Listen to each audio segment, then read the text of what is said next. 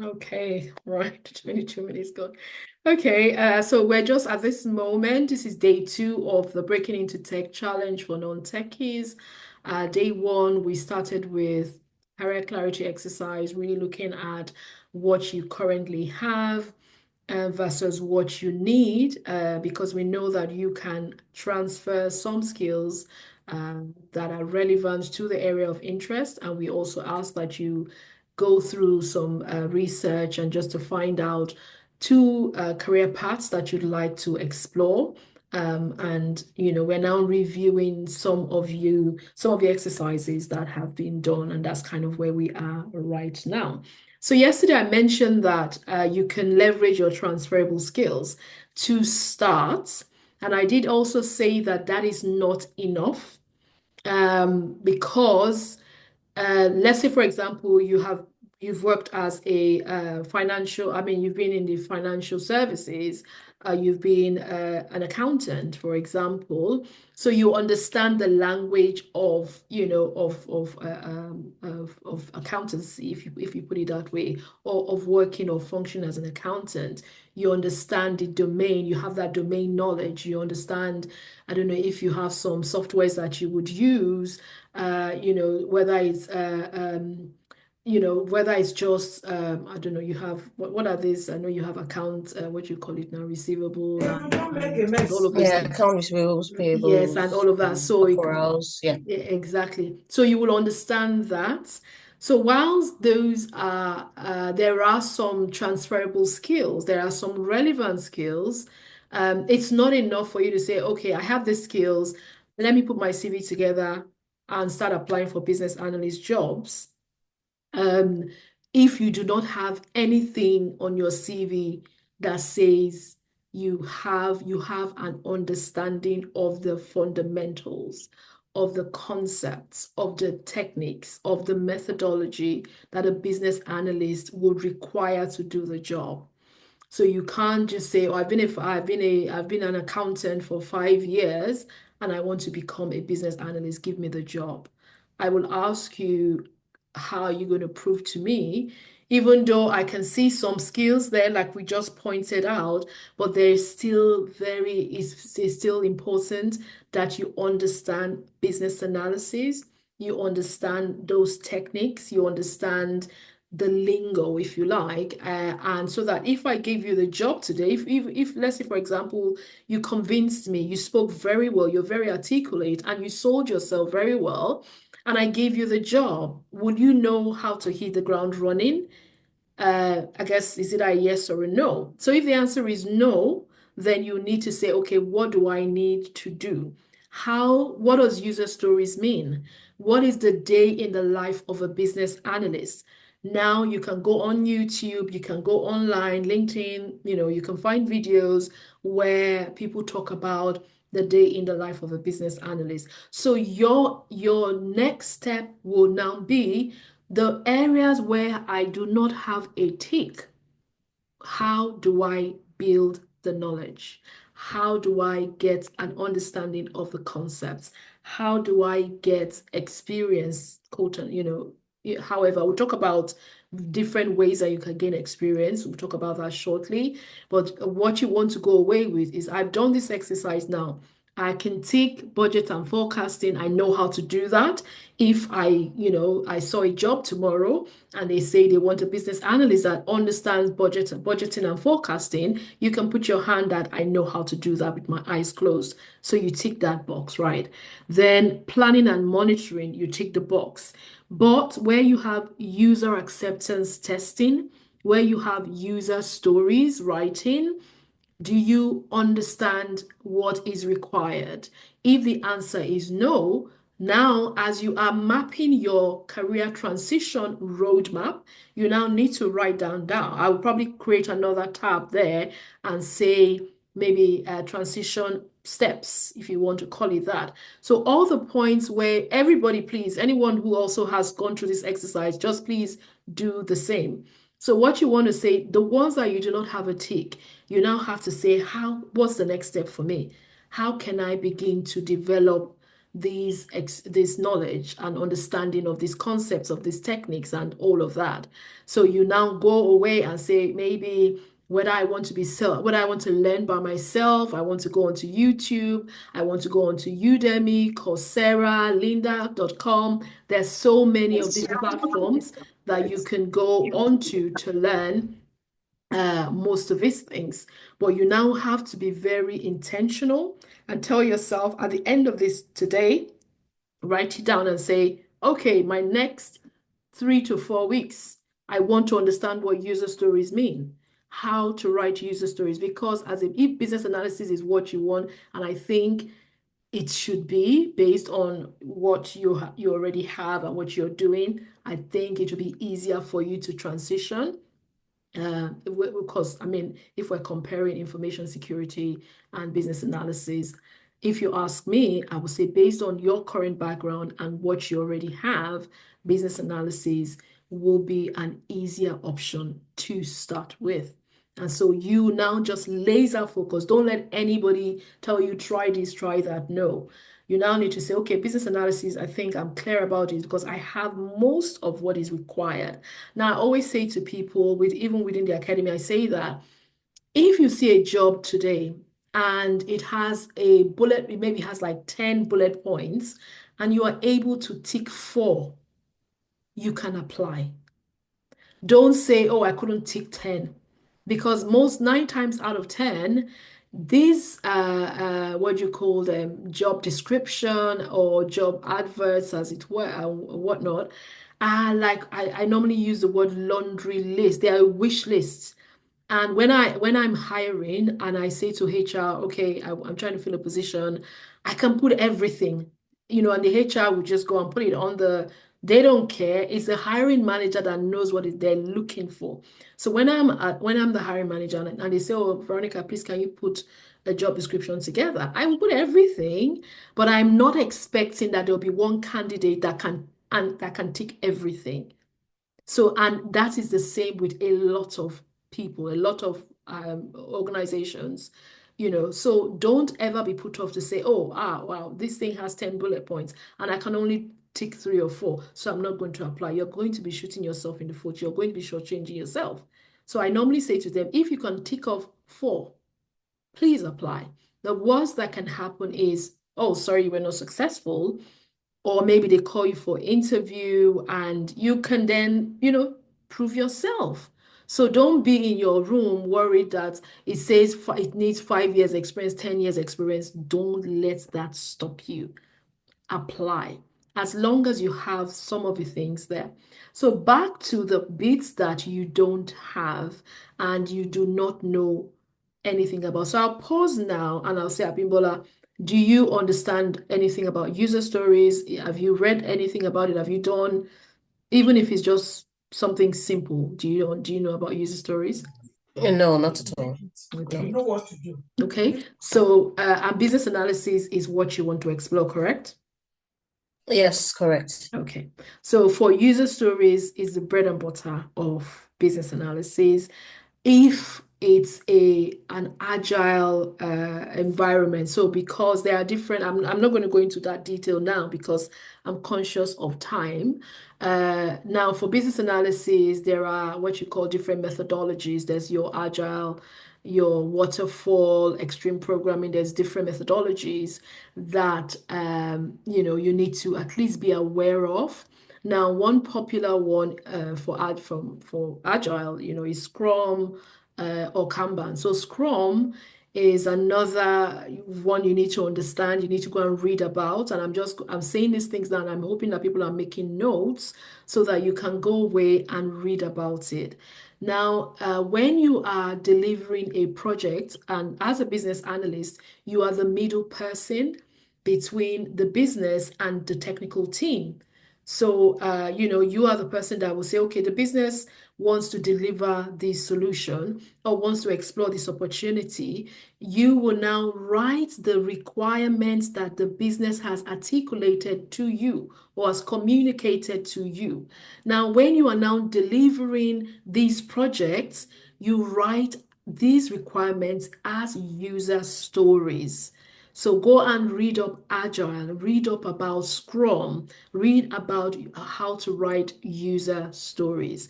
So business analyst, it is your bread and butter because you are managing requirements, that you are the custodian of the requirements within that particular project. So that is one that you cannot ignore. Some of them I will say, oh, don't worry so much. I mean, when you can get your first job and a lot of it you'll learn again on the job. There's a lot that you learn on job. Everything that you have here, you don't have to learn everything. Okay, but there are some core fundamentals. That's why I'm emphasizing on that. So your takeaway is write down requirements analysis. What does that entail? User stories, what does that entail? What is the meaning of it? Go on to LinkedIn Learning and you will find a lot of material about that. And you now want to say, okay, you tell yourself, I give myself the next 3 to 4 weeks to understand LinkedIn Learning, so many videos on writing user stories.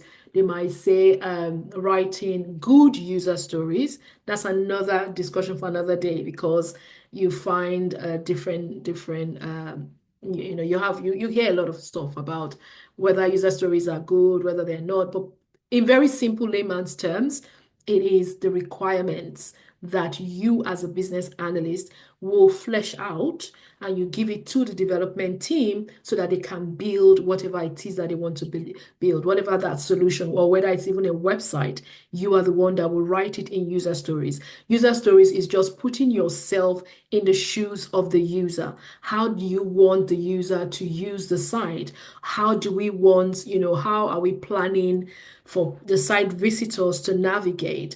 What do we want them to do on the website? If it's a website project, for example, and maybe we want them to be able to make payments on the site. We want different things. So you will now sit with the business owner or the business team to say, okay, let's flesh this out. What are the key requirements? You write them in form of user stories. And it is very key. Everybody is doing agile these days. And that's something that would of course be something that you can't miss. So requirements analysis again is just from the time you do your requirements elicitation, that is the gathering of the requirements, sitting with the business to say, what are we trying to build here? What is the problem statement? What are we trying to solve? And they will say, we want this website, we want a new website, we want buttons here, we want payments to be taken, we want this and that and that. And you as a business analyst, you are making notes. Then you now flesh it out in form of user stories, which you now pass to the developer, and the developer will now say, okay, as a user, I want to be able to do X, Y, Z. So go and read requirements analysis. User stories are very important. You cannot escape that if business analysis is your area of interest. User acceptance testing, again, that is you, the business analyst, you're the person that supports the project team. We're doing that. Today, we're not talking about business analysis in that detail, but because we picked you first, again, that is something that you also want to understand the concepts because as a business analyst, that is something that you're going to be doing. Now, if we're using the example of the website development, that has been built. The developer says, oh, I've finished the website. You as a business analyst, it is now up to you to determine whether the site that was developed is fit for purpose. And what does that mean? Does it meet the requirements, those user stories and the acceptance criteria that you had written at the beginning? Can you go back? Can you trace to say, oh, I said that this website should have, this button here should have that. And the developer says, I finished. You now need to test. You now need to verify that what has been built is according to the requirements that you as a business analyst wrote. Now, there will now also be what you call testing. So you now want to test the functionality of the site, test that payment system that you asked them to build. You as a business analyst, you support the team, the business users to test this website that has been built. So that is what user acceptance testing. It just means that, okay, the business asks the developer to do something and the developer says, oh, I'm done. Before they can accept what has been built, it has to be tested. So that is what you call UAT, user acceptance testing. And that again is supported by the business analyst. So those are three things that I think I would ask that you write down as key concepts and understanding that you need. Requirements analysis, highlight user stories, user acceptance testing, and agile methodologies, very important. So you have agile methodologies. Agile methodologies is also connected with the user stories. It's all linked with user agile methodologies. That's again one that is absolutely important. You can't miss. Organizational skills, yeah. What else? In the stakeholder analysis, that again, you already mentioned. You mentioned something about stakeholders on your column A, so I would say I'll put a tick on that one. But again, you can read up because there are industry standard what do you call it, concepts around how to manage stakeholders and how to analyze stakeholders. I'm not going to go into that detail, but again, that's one that you can read about. Requirements engineering and requirements analysis, they are kind of connected. Requirements engineering is from the beginning of when you are trying to gather the business need, if you like, what the business is looking for. So you from that beginning to when you flesh it out in form of user stories, if it is agile methodology that is being used to deliver the solution, then you kind of send it to the business to say, is this what you're looking for? The business says yes, no. If it's no, what are you looking for? So the BA, you are going back and forth and you're doing what you call engineering of the requirements from the gathering to the analysis to the validation to the what you call documentation and the management of the requirements. That is the end-to-end engineering process of requirements. And as a business analyst, that is your bread and butter every day. That is, you've got to know that. So that is one very key area again that I will say you put in your transition roadmap or that you want to learn between the next 3 to 4 weeks. Now, you don't need to, I mean, if you just dedicate a few weeks and go on to LinkedIn Learning, search, we'll go into LinkedIn shortly, and I'll show you a few ways a few hacks on how to search for things on LinkedIn. So you can go there and just look for LinkedIn Learning and say requirements engineering. There will be a lot of resources. Start watching those videos so you can start understanding these concepts. And if you had an interview, you can talk about it. But I'll say over and above, what will really help make you ready is the experience for a project as an example. So even if you decide that you want to explore volunteering, that's something that I know I want to talk about again. If people are saying, how can we gain experience? You can, look, maybe you have a friend or a family member that has a small business and they are doing some small projects here and there. You can actually go there and say that, can I volunteer? Can I volunteer as a business analyst? And I want to practice business analysis with you. But then before you can even go, you need to understand the concepts. You need to understand what business analysis is so that you can say, okay, I understand that as a business analyst, the first thing I want to do is investigate the business situation.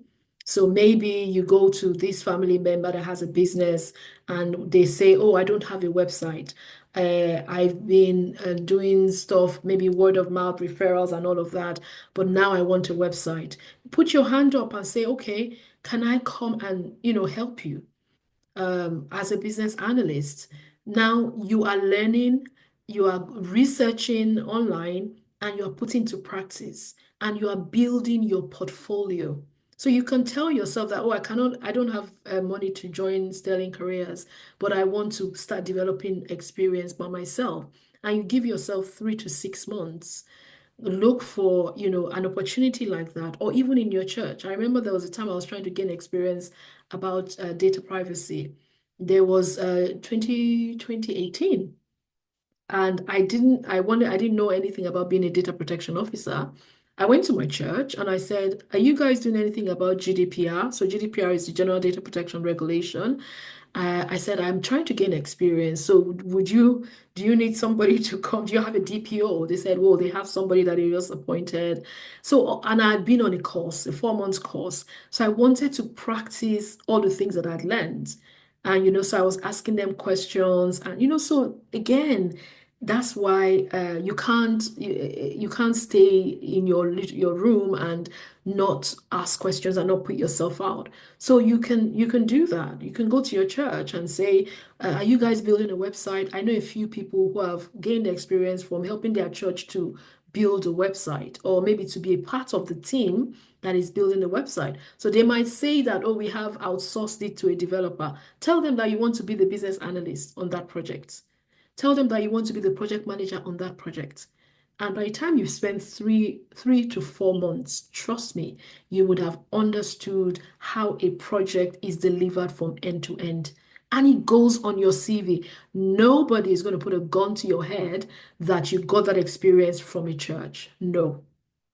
Experience is experience. So there are so many ways that you can, or maybe you even want to be, if you have your children's school and they have openings for governors, and you want to manage some projects, maybe project management is your area of interest, approach them and tell them that I'm trying to build my portfolio. I'm trying to build experience in these areas. And trust me, it also doesn't have to be only UK based. So if you have more connections, maybe in Africa, in Nigeria, you can do it remotely. You don't have to be there.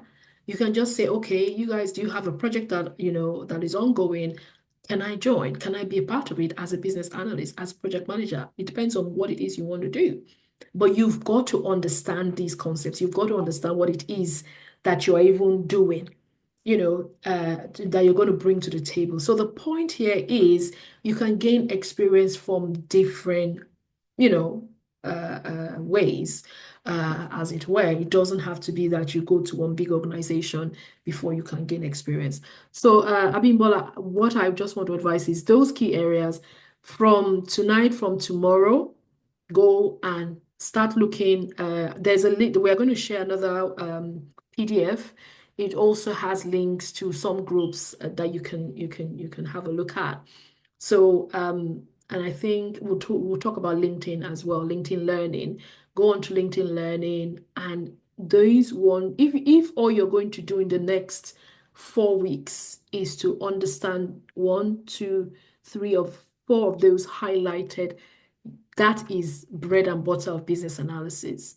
You are well on your way, and it will make you understand whether it is something you even should explore. Whether it's something, because you might just hear that, oh, people talk about business analysis, or maybe because, yes, you have been an accountant or you've been in financial, what you call it, environment, and all this, and so by default, you should be a business analyst.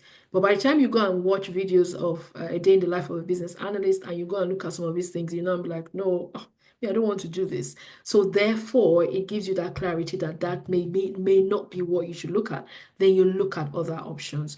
So, but those four highlighted, what do you call it, skills are very, very important for business analysis. So just tell yourself 4 weeks, I'm going to dedicate and I'm going to understand user stories, requirements engineering, requirements analysis, user acceptance testing, agile methodologies. If you understand that, you can talk at an interview like somebody that knows what they're talking about, and you'll be well on your way. And I'll leave you with that. Information security, again, yes, ISO 27001. That again is something that you can also go and read about.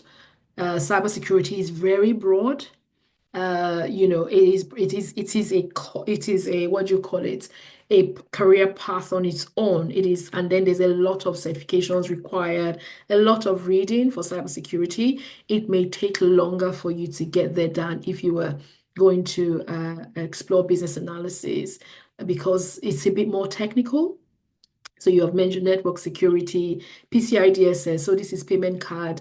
Again, is really maybe like banks and organizations that take card payments, and these are controls that, of course, these organizations have to put in place for them to be compliant. So an organization like a bank will have to be PCI DSS compliant. These again are things that will take time for you to study and understand, but again, it's possible for you to understand them, security management, and all of that. So your second option, I would say maybe somewhat more technical and may require more time compared to business analysis. So I guess the question now for you is, how quick do you want to make this transition? If you're like, I want to get into this space within the next 6 months, then you need to look at the option that is the easier option to explore, and that will answer your question. I hope this has been useful. Yes, very useful. Thank you very much. Okay, Thank you. Yeah. cool. For me, let's take you for 5 minutes and then we go ahead. Okay, let me just share my screen. Good afternoon. I go ahead. Hold on, let me see.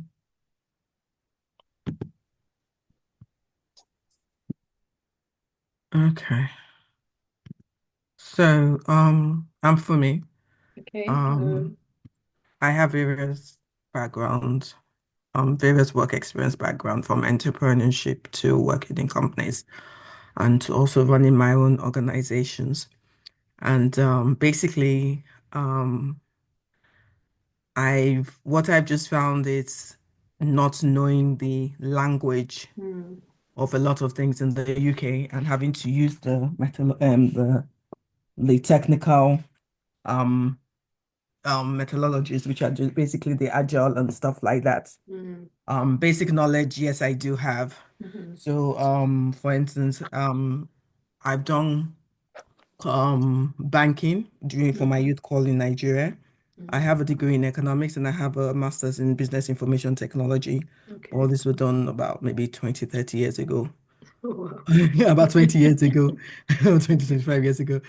Okay. So basically, and I run like a small business as well, whereby I procure a lot of goods from China and I sell on Instagram in Nigeria. Basically from procuring, basically sourcing, vendor sourcing to logistics to basically shipping my items to Lagos, basically cost analysis, basically trying to find the best cost for myself, Mhm. for my goods, vendor analysis as well. I've done a lot of like fairs, going for vendor fairs as well in China, especially. Apart from that, I've also done projects whereby with my husband, with my partner, whereby I deal with the procurement and the logistics part of it when it comes to procuring things, whereby I go to sit down with companies in China and basically this is what the project manager wants Mhm. to be done and this is basically this and I basically look for the vendor. I deal with supply relationship stakeholder relationship and everything. And so basically that's my background. Mhm. So I have like various Mhm. skills. Mhm. I have a bit of understanding of like, the project management, status reporting to RAID, which is like, okay, knowing your risk and knowing your issues, Mhm. knowing your assumptions, knowing your dependencies and stuff like that. Mhm. But where I've come to a problem is Yeah. now yeah, I know that technically as a theory, but now how do I apply it into a technical aspect?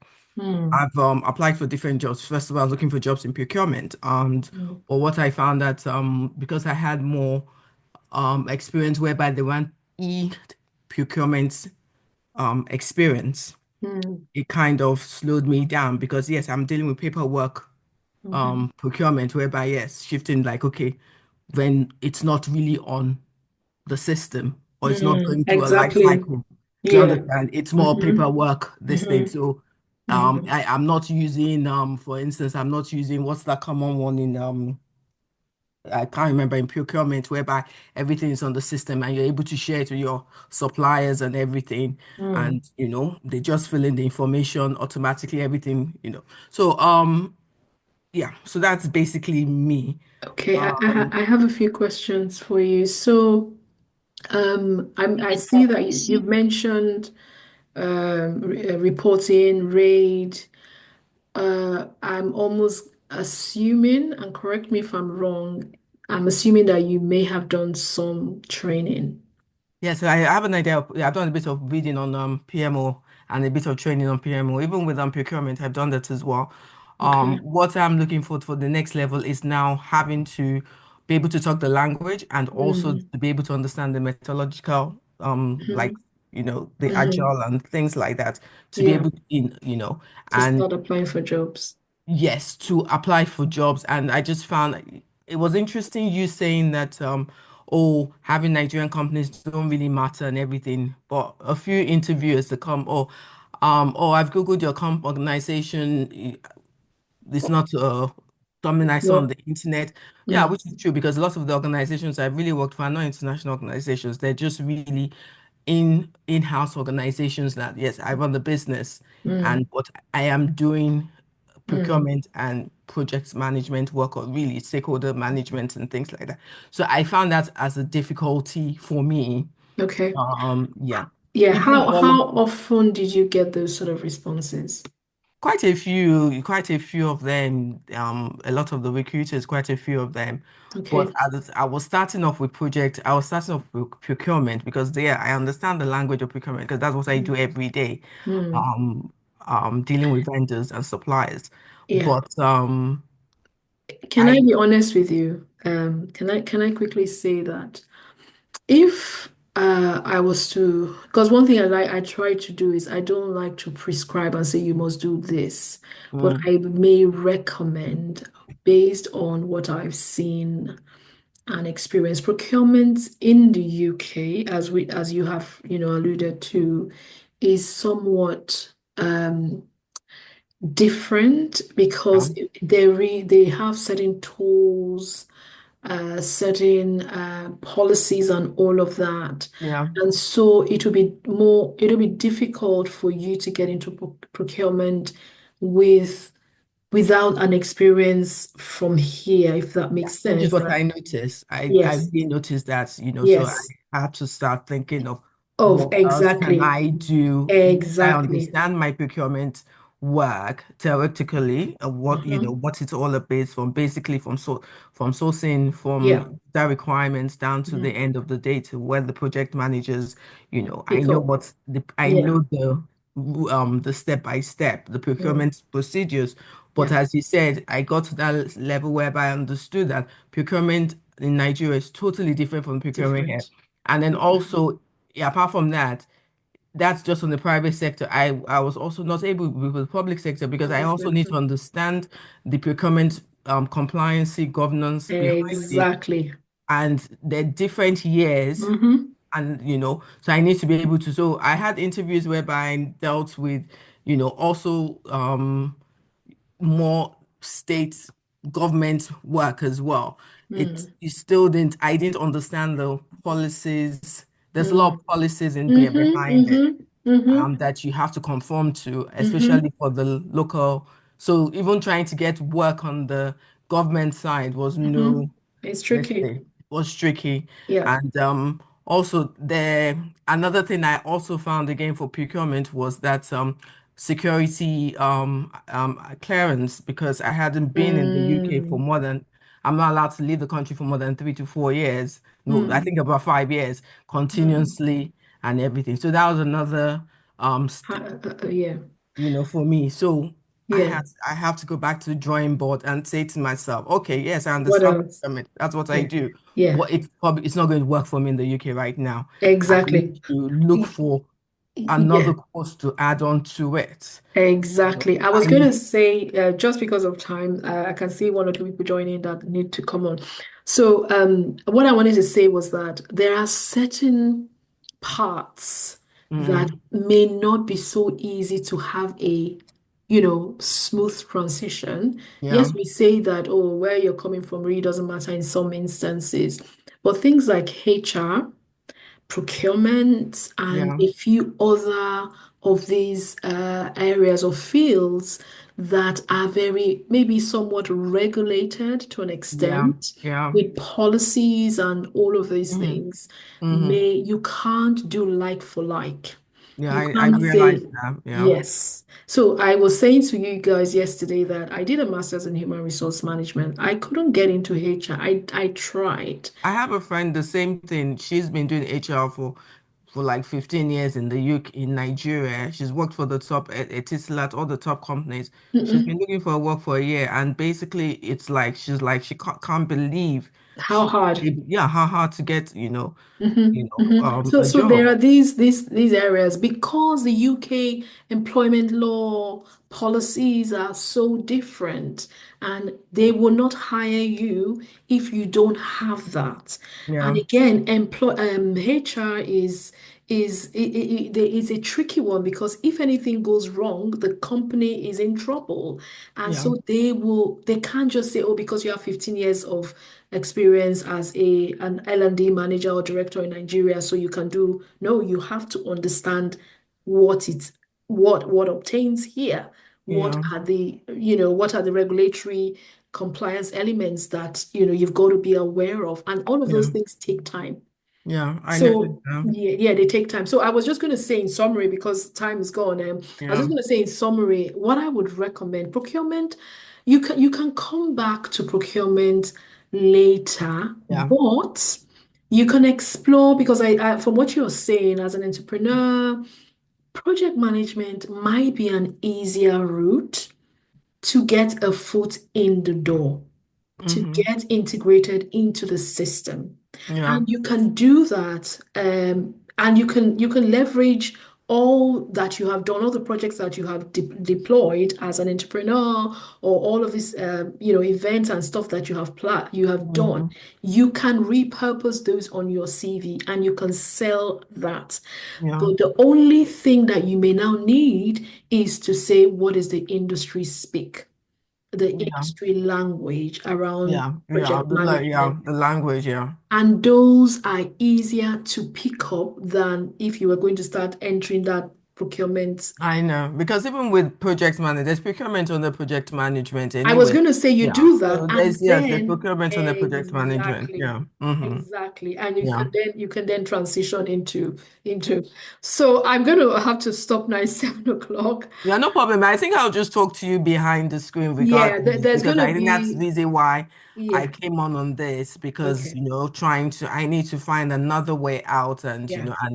Yeah. and what can I do because Yeah. I'm not going to hang on that procurement No, anymore no, because no, I've no, seen no, no, it's no. not Don't, as an don't. easy Yeah, path. yeah, yeah, Yeah. yeah, yeah. Okay, Yeah. that's fine. At the end, there's going to be a link for those who want to book a I think we are offering a 15 minutes complimentary call. You can get on the call, and we can talk more, Okay. No and problem. all of Thank that. you. But yeah, so yeah, great stuff. Well done for doing this exercise. At least it's helped you to think through, which is really, really, really great. Okay, I think that's all we can take for today.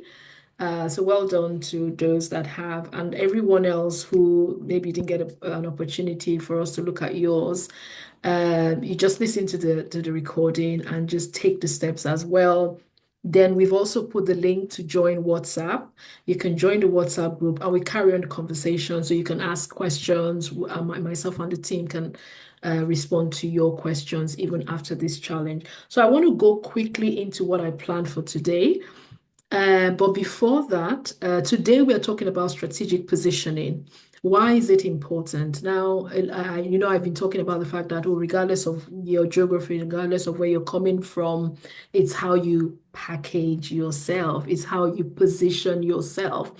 It's almost who you know in a sense. And again, LinkedIn is that hidden job market where these days, you can be on Indeed, Monster, CW Jobs. You're applying every day, and it's just crickets. It's like nothing. But a lot of people are getting jobs just from engaging on LinkedIn and making those connections and optimizing your LinkedIn profile for someone to see the skills that you have. Even as we're talking about this whole procurement challenge, as it were, even when if you decide that, okay, let me explore project management, and maybe you go onto your LinkedIn, you create your LinkedIn profile, you put, oh, I'm open to project management opportunities. You can also put the fact that you have experience and you are very knowledgeable about procurement. That can be something that someone will pick up and say, okay, you know that you can be a project manager within even the procurement arm of a big organization, because they would have different projects. So you who already understands that concept and the domain, you have a fair understanding of how these things work. Yes, maybe not in the UK, but the general concepts, you have it and you've done it. If you put that on your LinkedIn, someone may see that. Now, yes, you have applied for jobs and they've told you no and all of that, but that's not the end. There are still some organizations that are not shouting. Funny enough, I was at an event 2 months ago, and I was talking to the CEO of one of these software or a tech company, and a software development company. And she said to me, she said that as when she became the CEO, she said to herself that she was not going to hire people that have 5, 6, 7 years experience, that she was actually going to hire, that for her, it's more about your soft skills rather than the technical or the hard skills. So I think we're talking about business analysts and all of that. She said so she hired a few business analysts, and most of them are starting, like just getting in there. But it was because they put it on LinkedIn to say they are, they're just starting, they're transitioning from, whatever field into this area, and they are open to learn. So for her, she said people who are teachable, because you learn a lot of these things on the job. You can't have everything, right? So, but your LinkedIn is where you are positioned. That is, like I mentioned yesterday, that is your shop front. So if your LinkedIn is on point and you're selling yourself well, people will come to you, into you. I'm getting DMs every day. Like a lot of them, I ignore them. So that's why today I want to show you about LinkedIn optimization, because that is the whole idea about the whole concept of strategic positioning is there. These days, organizations are not going onto these job boards to advertise. They don't want to pay recruiters, so they are now saying somebody would go into your DM and say, oh, I saw your profile and I saw that you are, you got this skill, you have this experience, and you're open to this. Can we have a coffee? Can we have a conversation? And I know there was somebody within the academy who, I think she got headhunted by Accenture. She says she saw the job and she says, oh no, this is too advanced for me. I don't think I qualify, but her LinkedIn profile was on point. And somebody just said, oh, we looked at your LinkedIn profile and there's this opportunity. Would you be interested? So she said to me, I said, tell them to share the job description with you. Have a look at it. Says, Veronica, this is senior. There's no way I can do that. So who says you can't? I said, well, at least have the conversation. Do you know she got the job? She got, and it was just conversation, saw her LinkedIn profile. They said, okay, send us your CV, and had one call, one conversation. And they said, would like to hire you. So she came screaming out, can you believe I got the job? And she was there, until she was ready to move on. So that is where they talk about the hidden job markets. That is where it is. It's about referrals these days. It's about you jumping into somebody's DM, making connections with the right people, being in these communities so that when these openings come, they will say, oh, I had this chat with this person who has a procurement background, from, even though he's from Africa, but this person sounded like they've been doing this for years, has some good experience.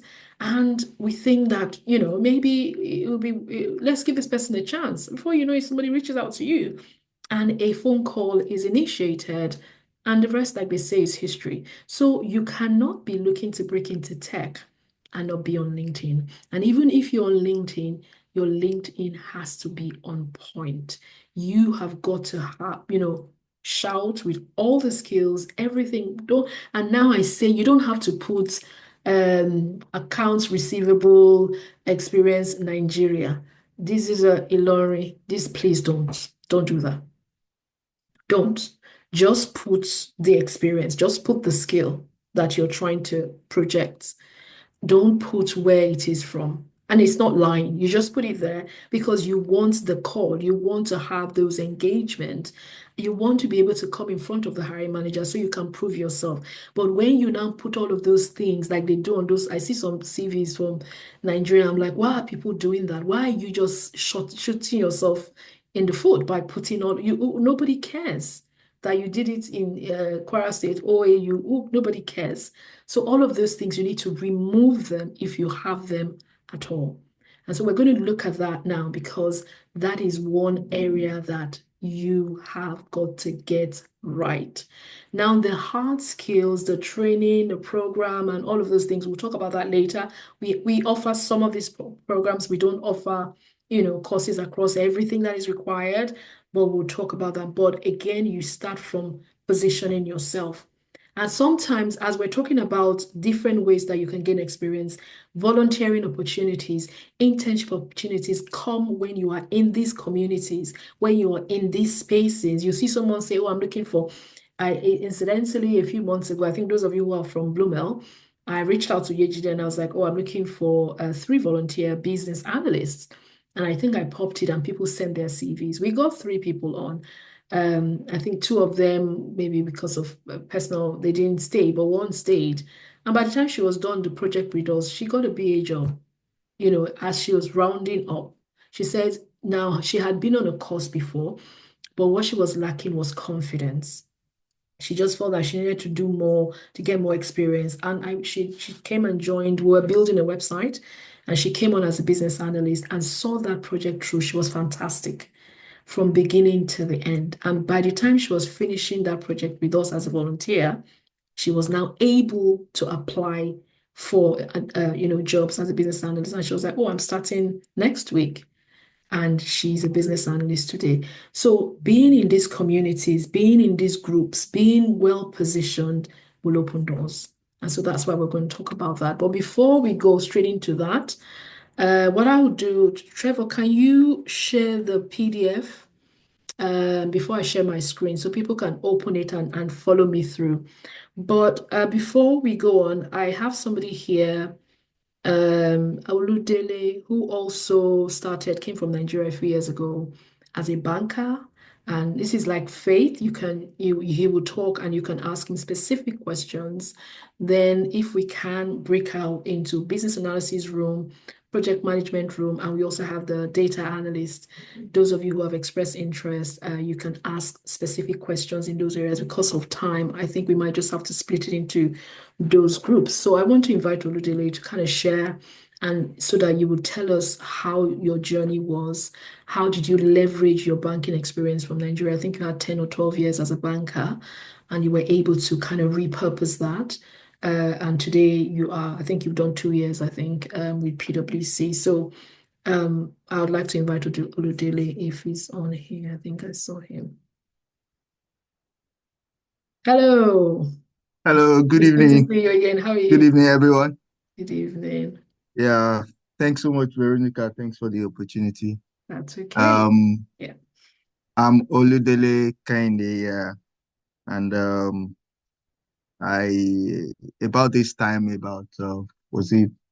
it 3 years ago now? 3 years now. Yeah, that was when. That's true. It was December, right? Yeah, it was December. Mm-hmm. It was December. Yeah, and that was when I subscribed to Sterling Sterling Academy then.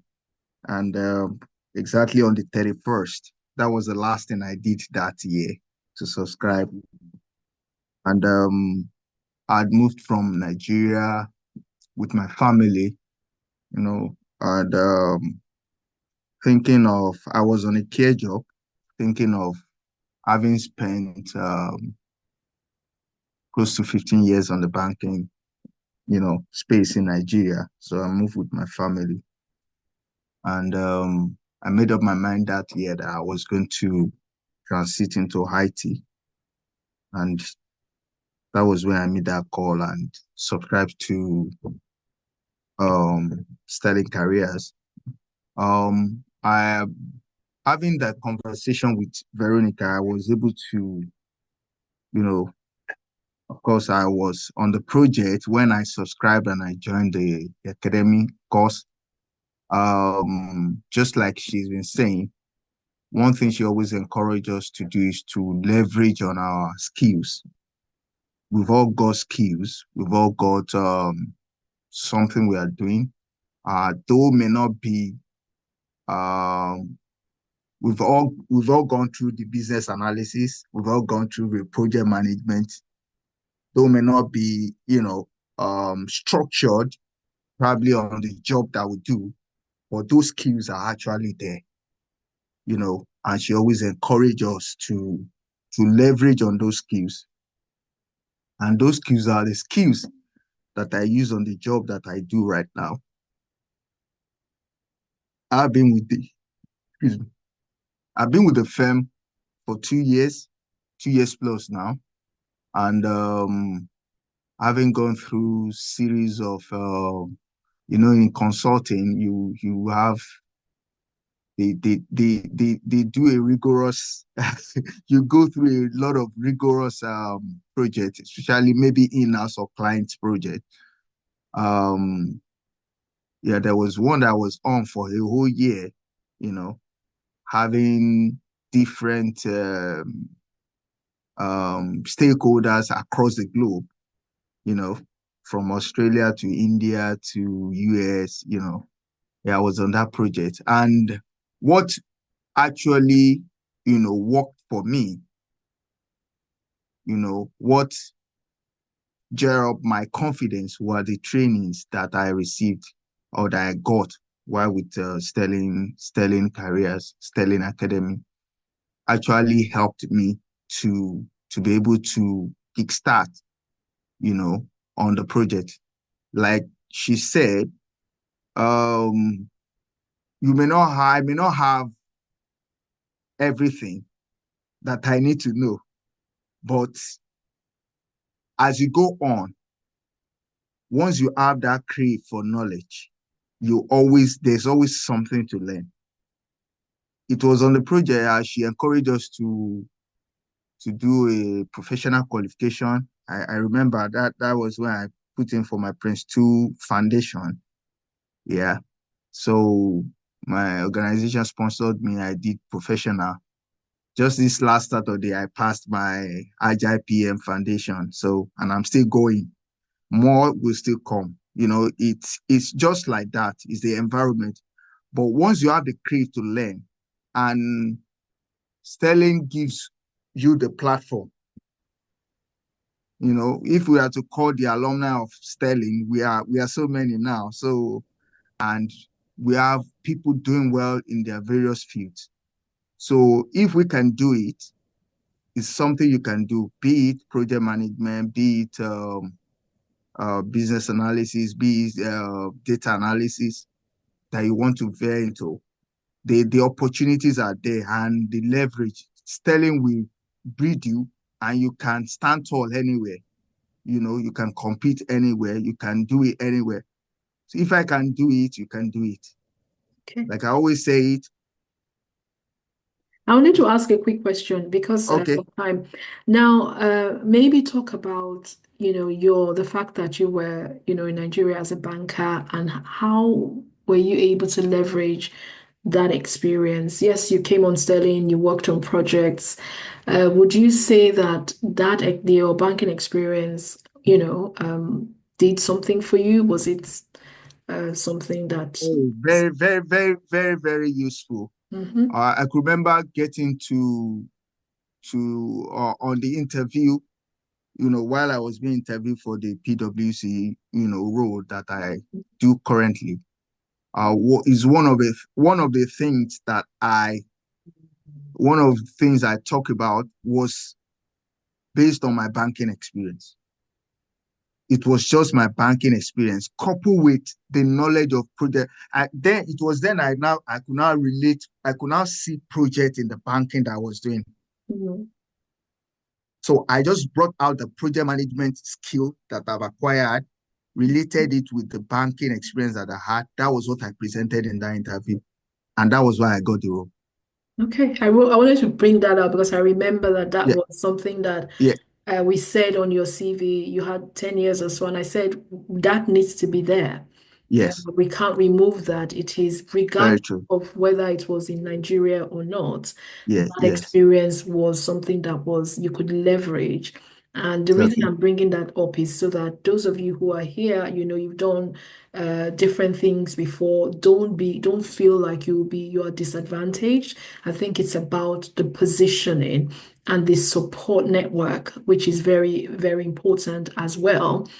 So like for Oludele, for Amanda, and a few of these people, they didn't think that these skills were still relevant or transferable until I said, yes, it is, regardless. But it's about how you repurpose it, on your Opposite, CV and exactly. exactly and how you're able to articulate that. So yeah, so Oludele was able to take advantage of that, and you got into PwC, and you have been there, as a project manager for years. So one more question, just we're going to break out. I know I was talking about LinkedIn Learning, but I think let's do breakout rooms for maybe 15 minutes, and then we can come back. One thing I wanted to also throw out to you, and if anybody has any questions, you can pop in the chat as well for Ludile, and I'm sure he can take that.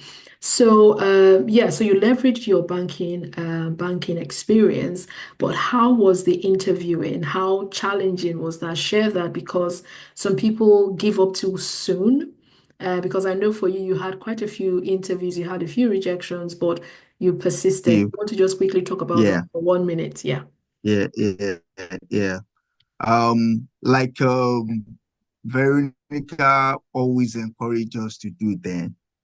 Um, then I ensured I was just, had many applications going on, running at the same time.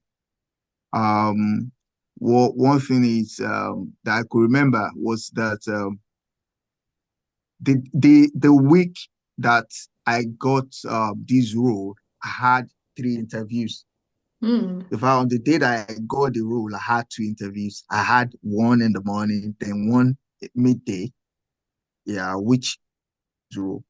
And one thing that I always do with the interviews, interview is not by chance. You need to prepare yourself for it. Yeah. You really need to prepare for yourself for it. You need to research into the company that you want to, interview with. You need to.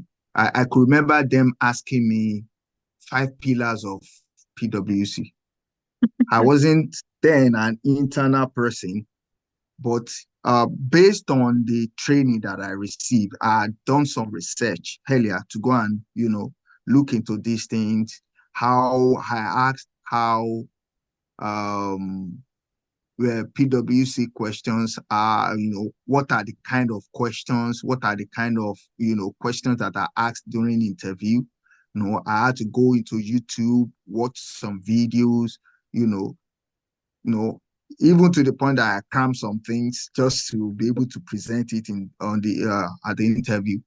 But all these efforts, culminated to what, I did or I presented during the interview.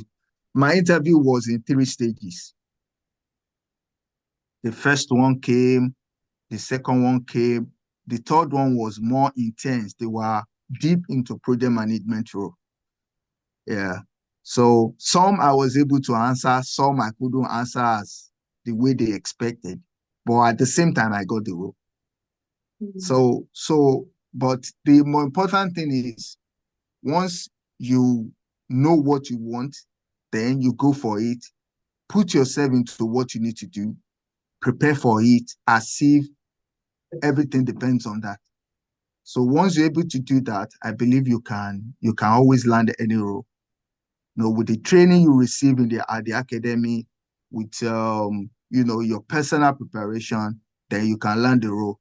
Then another thing now that I noticed more recently, Okay. once you get on the academy, just at the same time by the side, start preparing for a professional qualification. So I think that will also help a lot. Most of the jobs that I see right now, a lot of them, then I got my role without Any certification then? Yeah. without any certification. But things have actually changed Changing. now. Changed seriously, because there are a lot that have certifications. And so once you start with the academics, at the same time, the knowledge you are gaining at the academy will help you in preparation for the certification. So I could remember then that when I was reading for my certification, then some of the things that I was taught at the academy now made sense to me, that, oh, okay, this is what, we were taught, when we are having the sessions, or when we are doing this project. Oh, this is how this thing is. So, and that was what helped me in preparing for my certification. All my certifications, the 3 certifications I got, I cleared all of them, once. So I didn't have to repeat all of them, because these are the things that I now do day to day. So that will really help. Once you get yourself in, start, at the same time, preparing yourself for the certification, for which, whether it's business analysis you want to do, whether it's project management, whether it's data analysis, start preparing yourself for it. That will really, really help you in landing your role. Thank you so very much. Thank you. Does anybody have one question for Oludele before we go into breakout rooms? One question. You can unmute yourself. One question. Anybody? Okay. Right. Thank you. So nobody has any question for Oludele. Okay, that's okay. No worries. I'm sorry, somebody says I have a question, please. yes, go Yes, go ahead. ahead. Yeah, just thank you so much. That was actually There's very supposed nice to be to hear. about 20 APM students. Oh, sorry. Sorry, can you mute? Can you hear me now? Yes, we can. Okay. Yes. So just going off of what you said about project management, especially, and you interviewing with so many places before you got the job, you said you didn't have a qualification. Because I'm currently in that, I don't know how I feel about. Okay. Yeah. As at the time, I said then, as at the time I applied and I got the role, I didn't have any professional qualification. Okay. But with things that have actually evolved now, that's why I said, while you are at the academy now, start preparing yourself. They're not in at the the same academy time. now. This is the Actually, sorry, case I'm not. session. I saw this on Bloomhill and I joined because I'm really trying to learn the Okay. Okay. Yeah. I want to believe you enroll with the academy after this sister session. That's what I want to believe, because I'm an ambassador of this academy and I sell it everywhere I go. So I really appreciate that, to be honest. And if I yeah, have someone coming in now, I would definitely recommend, or if there's any other program. But my journey is, I did a similar boot camp, something similar to what the academy is offering last year. No, this year actually, okay. this year. And then after I finished that, I got some hands-on experience from doing the project and whatnot. I'm still looking to volunteer, but I went ahead and I did the Prince 2 Foundation. But then Okay. I've been applying to jobs, and I think at some point I got a little bit wary. But I've been really getting into it, because I feel like I should be able to learn something, because there's no way, it's the only way out. Me learning. Exactly. How long have you been applying? For 6 months now. Right. Okay. Okay. It's just that this call, I wish we could talk more about. Okay, because you're talking, we might as well. So where are you applying? What are you on LinkedIn? Are you on the job boards? What is your approach? What is your strategy? Okay, so my strategy, I've tried a few range of things. At first, it was using the job boards. Then I did try to optimize my LinkedIn, but I realized now that it's not just about optimizing. Maybe I should actually put out content because that maybe write stuff because I haven't been doing that, and it's something I now plan to do. And I've also been looking at individual companies and applying Yep. to that. I Yep. also that I think I applied so much. I had like an assessment where it was like a government. I realized it was an agency, but my score fell a little bit short. Okay. I think part of my hindrances is, well, like the lady that spoke earlier, I don't have that much experience, but all my life, I feel like all the things I've done I've related to projects in one way or another. Even because I'm a fashion entrepreneur and I worked with a company where I was streamlining like operations and like coordinating the projects. So I felt like I could really leverage that into a project management role.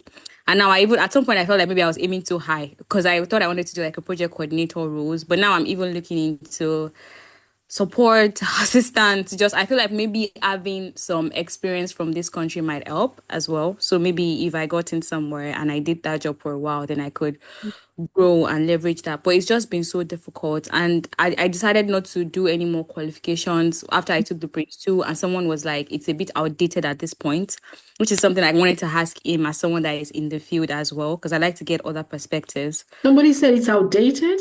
Who? Yeah, they were like, I probably should have gone for the PMP or It's PMQ. not true. No, It's not true. Prince 2, no. especially in the UK, is still recognized. Well, anyway, Yeah, it's okay, still go ahead. well recognized. Yes. Well recognized. Yeah, Okay, yeah. thank you. PMP is fine. I was just going to say that I think, oh goodness, I wish we had more time to take specific questions. So yeah, so you were saying that you've been on a boot camp before. Did you Yes. not work on a project that you are putting on your CV, or what's Yes, we on your CV? did How are you marketing yourself? project for like an ed tech stuff and developing a website basically adding new features and all that, and we did it from start to finish. I was very much involved because I knew I wanted to boost my Mm, confidence, so I followed it from drafting the mandate and the charters okay. down to closing the project.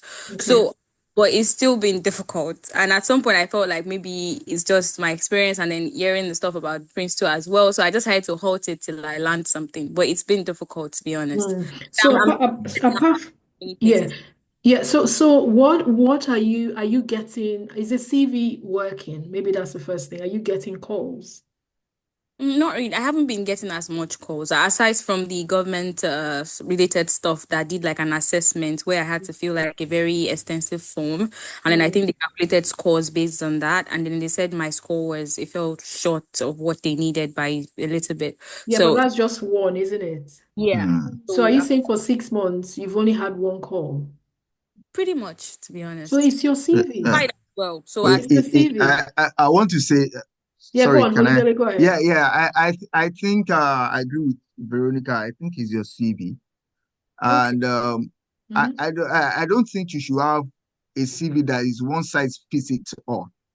no, it's not though. I try to tailor them to the companies. So I really don't know what I'm doing wrong. I've tried, I've picked up so much strategy and I've been so intentional. I've spent so much time this holiday period just tailoring stuff to Mm. even company values, like you said. But I think because of the season, the last batch of applications that I've done, I haven't gotten any response. Maybe Mm. based on things are closed down for the year. So I don't know what's going to happen in the new year. Mm.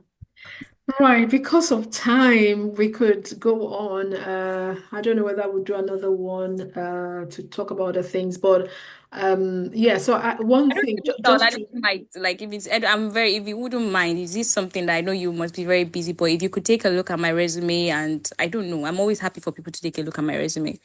oh, I can't promise that because there's just so much at the moment. But so what's your name? Where's the person talking? Zainab. Zainab. Let's, because I'm giving a complimentary call for those on here. The call is really for people who want to join the academy, but maybe the link is there, so you can. Could the ATS system have something to do with it? Yeah, so there are different things to look at. If for 6 months you have been putting your CV out and you've only gotten one call, I would normally say to them in the academy, if you've put your CV out and 2 weeks, 3 weeks, you haven't gotten calls, then you need to take it down and review that CV. There is something that is not right. There's something that needs to be done. Yes, you're tailoring to job description, to company requirements and all of that, but there's a lot more than just tailoring to suit. But that's not what we are covering today. We haven't even touched what we planned to do today. So, but yeah, I'll say maybe, yeah, book a call. Let's I think it'll be in January. Let's see what we can talk about. But I would Thank not say if you're not getting calls, you don't just don't go on flogging a dead horse. You might need to say, what is it that is not on this CV? Why is it? It could be ATS. Somebody mentioned your applicant tracking system. I don't know what your CV looks like, the layout. You have all the columns and rows and all this crazy, amazing things that people do. I don't know, maybe where you did the training, they did the CV for you. So there's a lot of all these things that could be a factor to why you're not. And there's a few things that you can do. But because we're not talking CVs today, I'm going to have to stop for now. But please, by all means, maybe we can talk in the new year and see how we go from there. Thank you, Mr. Thank you very much. Okay. Oludele, thank you. We Thank have you to so much. break out. Oludele, I need you on for the project Okay, management breakout room. So okay, those who can still stay on for us to talk LinkedIn, we'll talk about it. If not, we will send the PDF. So I really wanted you guys to take action and come and let's review some of your LinkedIn and give you feedback. But we might need to extend. We have Jumoke Popola again, who is here and can answer questions for the people who are interested in data analyst roles. So we have 3 breakout rooms. That's all we can manage for now. If you're interested in project management, business analysis, or data analysis. So I'm going to open all the rooms. And what I will do is, so we have, I don't know if you can see the rooms. So what I will say is, can you let me know so you can start joining? You can see there's project management, there's business analysis, there's data analysis, there's those 3 rooms. So, and there's 39 people on here. If you're interested in any of these rooms, please go ahead and join. So Ludele, if you can just click on the project management room to join that. And, what you want to do in these rooms is we want to talk about these specific areas and you can ask specific questions. We can talk about what are the next steps that you should be taking if any of these areas are of interest to you. Now, if you haven't, you don't have, I mean, your area of interest hasn't been mentioned, you can just join any of the rooms for now. We'll come back and talk about LinkedIn before we close. So I'm going to join the business analyst room. And so we are just talking about this specific all area. right. So Oludele, if you're in project management, Jumoke? Hi, Jumoke. So sorry, Jumoke. Hi, do you want to say hello first of all? If you're still here.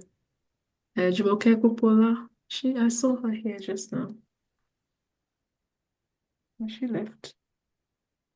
Hi, Jumoke. Okay, sorry. She's the data. Give me 1 second. Let me try and reach her.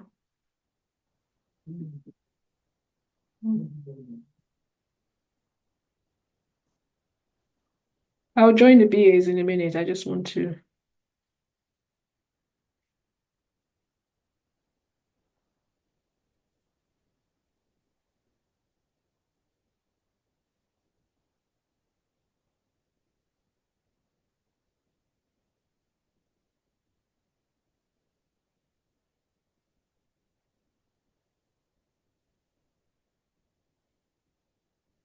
Sorry, I'm trying to call the person to help with the data analyst. Oh, she's there. Okay, she has joined. Okay.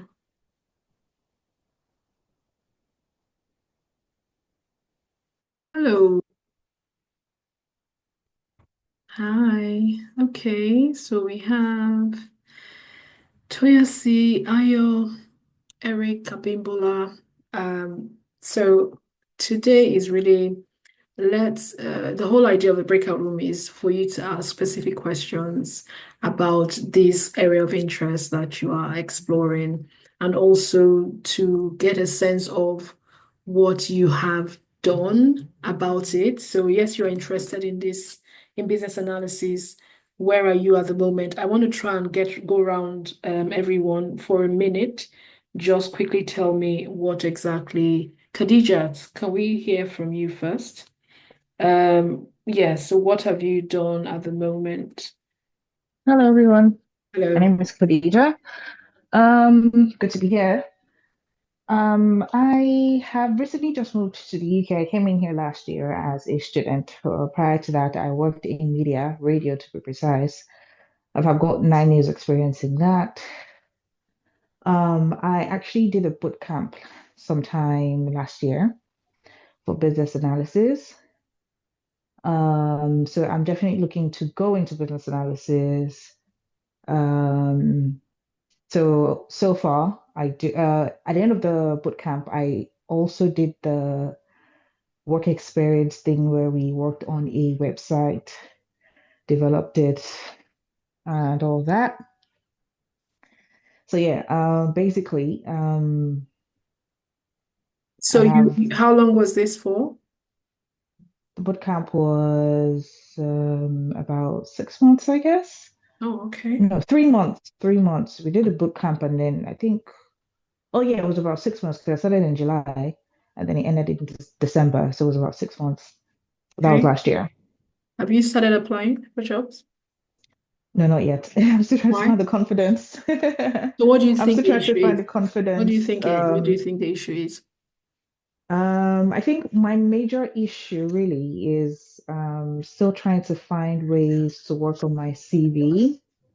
Hmm. And also, in terms of the best ways to translate, I think, like somebody said in the previous thing, it's in terms of the terminologies and how Hmm. best to translate them from my media work, Hmm. from my work as a radio presenter. Even though I can relate with a lot of the processes and strategies, and I already have the knowledge of like the user stories and a lot of things that you mentioned earlier. Hmm. I find that with my previous role, it's a little bit difficult because while I'm aware of the processes and the steps, and some of the problem solving, the requirements, elicitation, and all of that, I wasn't part of the team exactly that worked on it, Oh, really? right? And I think the only thing I can work with is, okay, yes, I developed as a producer. Hmm. I did do elicitation, sitting down, okay, what's the problem with the show? Hmm. How can we make it work? What are the steps that need to go into it and all of that? But I think for me, a large part of it is the terminologies and Hmm. just having the confidence to go for it. Because like you said, sometimes you see dribbles and you're like, okay, well, I don't think I fit into this. Or maybe they're saying, oh, you must know how to use certain tools. And I don't really like have everyday knowledge of using those tools, especially since I've been in school the past 2 years and all. Hmm. So yeah, Yeah, basically, yeah, but I'm thinking if you spend 6 months on the boot camp and you saw the project from end to end, that's enough for you to understand the concepts. At least that is required to get a foot in the door. So right. do you Yeah. feel like it's not enough? I feel like it's not enough. Yeah. So can I quickly, I kind of sense that, and we get that all the time. And I think if you were on yesterday, Faith said, you never feel 100% ready, and you feel like, oh, are you saying that this is everything? Like what she did. I don't know if you want to call yesterday, and she mentioned that she asked me if this was all she needed. I said yes. Now, because you will still have to learn on the job, if you have spent 6 months and you were involved with that project from beginning to end as a business analyst, that I'm sure you would have understood the concepts of requirements gathering, requirements Yeah. elicitation, you understand the process, Yeah. you understand, like you said, user stories, you understand agile methodologies, and you Yeah. understand how to validate with stakeholders and all of those things. That's the bread and butter of business analysis. That Okay. is Those concepts are enough. And I don't know if they helped you to kind of look at your CV when you finished the boot camp. Did they? Yeah, so what they did was they looked at the CV that I had already, and then they just like highlighted things for me to like input Mm, in there, mhm, So I think mhm, that was just all of it at the time. But And so that, I, yeah, yeah. go on. No, no, go ahead. No, I was going to When you get say, so ready. that the project, the website development project that you worked on, is that not evident on the CV? Yes, it is. So that's what, so what do, are you, is it that you've applied and you haven't I'm got, about to start because, like I said, I did it last year. My program was a 2-year course. okay. So I'm rounding up uni and I'm about to start the process of like really delving into it like fully 100%. Mhm, mhm. Yeah, so what I would recommend is that you have enough because even if you were to spend another 12 months, you will still feel like, oh, is there more? Another thing is you will see all those job adverts asking for this and that and that. Like I said just now, you don't have to tick all those boxes for before you send your CV. And I always will say the worst that can happen is they don't call you back. But imagine you staying back and saying, oh, I don't tick all of these ones, so I shouldn't apply. You're just actually selling yourself short. So what I would say is, and you will not feel like 100%. You've done, there's some people that do 3 months and they're like putting themselves out there. The point here is you don't need to have everything because you will not, even after 10 years of being in this space, I know that there are certain things that I've not even touched, whether it's the tools, whether it's the new technology that has been introduced, and all of these things, because you know how broad tech is and how dynamic it is. It's changing all the time. So nobody will expect that you should have everything. So all you Okay. want to do is you've got enough. You've done 6 months on a bootcamp. You've seen a website development project through as a business Yeah. analyst. If you were not playing on the projects, please, you are, that's it. If you were not, because yes, people join boot camps. I mean, I run a boot camp, and I know that some people come in, some people are like really into it, hands roll sleeves are up and working, and others are just kind of scratching the surface. And you would always be able to tell the difference, when the time when it's crunch time. So if you were really involved and you've gone through this thing, maybe do a refresher again. Your CV is there, and they've been able to help you highlight past experiences that you have, that is relevant. But of course, not everything will be relevant. I mean, you were in media, and although there are even BA and PM jobs, in the media sector, as it were, so maybe that's what you want to look at. Because I'm Okay. just trying to remember. So I think, is it Oxford? Very few. So you could actually look for, maybe search and say business analyst jobs in communications or in the media. Mm-hmm. BBC. Have you ever been on BBC website? BBC's Yeah. careers, yeah. Yeah. Yeah. BBC's careers space or section. So you want to play to your strength because you Yeah. have that background, that media background. You understand the domain. Yes, it wasn't in the UK, but the concepts are similar. So there will be Okay. definitely something. What I would advise is that you start applying for BA jobs in media. Okay. BBC, in fact, I think I get those what you call it, emails. Where is it? BBC, ITV? They're looking for BAs. They're looking for Yeah. PMs because all of them also have projects that they run and all Yeah. of that. So I would say target those. Now, this job search thing, you've got to be laser focused. Don't just spray and pray and hope that it sticks because you know that you have experience and you are confident in the media field or environment or domain. Target that. So your Okay. first applications, go on ITV, go on BBC, go on any of these media. They're all there. Go on LinkedIn, connect with them. Look at maybe I'll do something now so you guys can see how to find hiring managers and all of that. BBC, ITV, and a few of these other, or even radio stations, they have websites, they have projects. They need business analysts. They need project managers. They need product managers. Not everybody that works in BBC is on radio. No. There are Yeah. people at the back end, yeah. The back office people at the development team, like the Yeah. BAs. So Yeah. target that, go onto the website, create your career profile, upload your CV, whether they build it for you or you upload your CV, however it is, go ahead and put it there and leave your media experience. Just maybe Okay. don't put Nigeria, just put it, regardless. Even if they eventually ask you, I don't encourage lying. But you want to tell yourself that you're confident that this experience, even though it was in this part of the world, but it's something that you know well and you can bring on to any organization, that will now be an opportunity for you to sell yourself. The reason why I say don't put the country so that you can attract the calls first, and then you are now having this conversation, and it gives you an opportunity to sell yourself.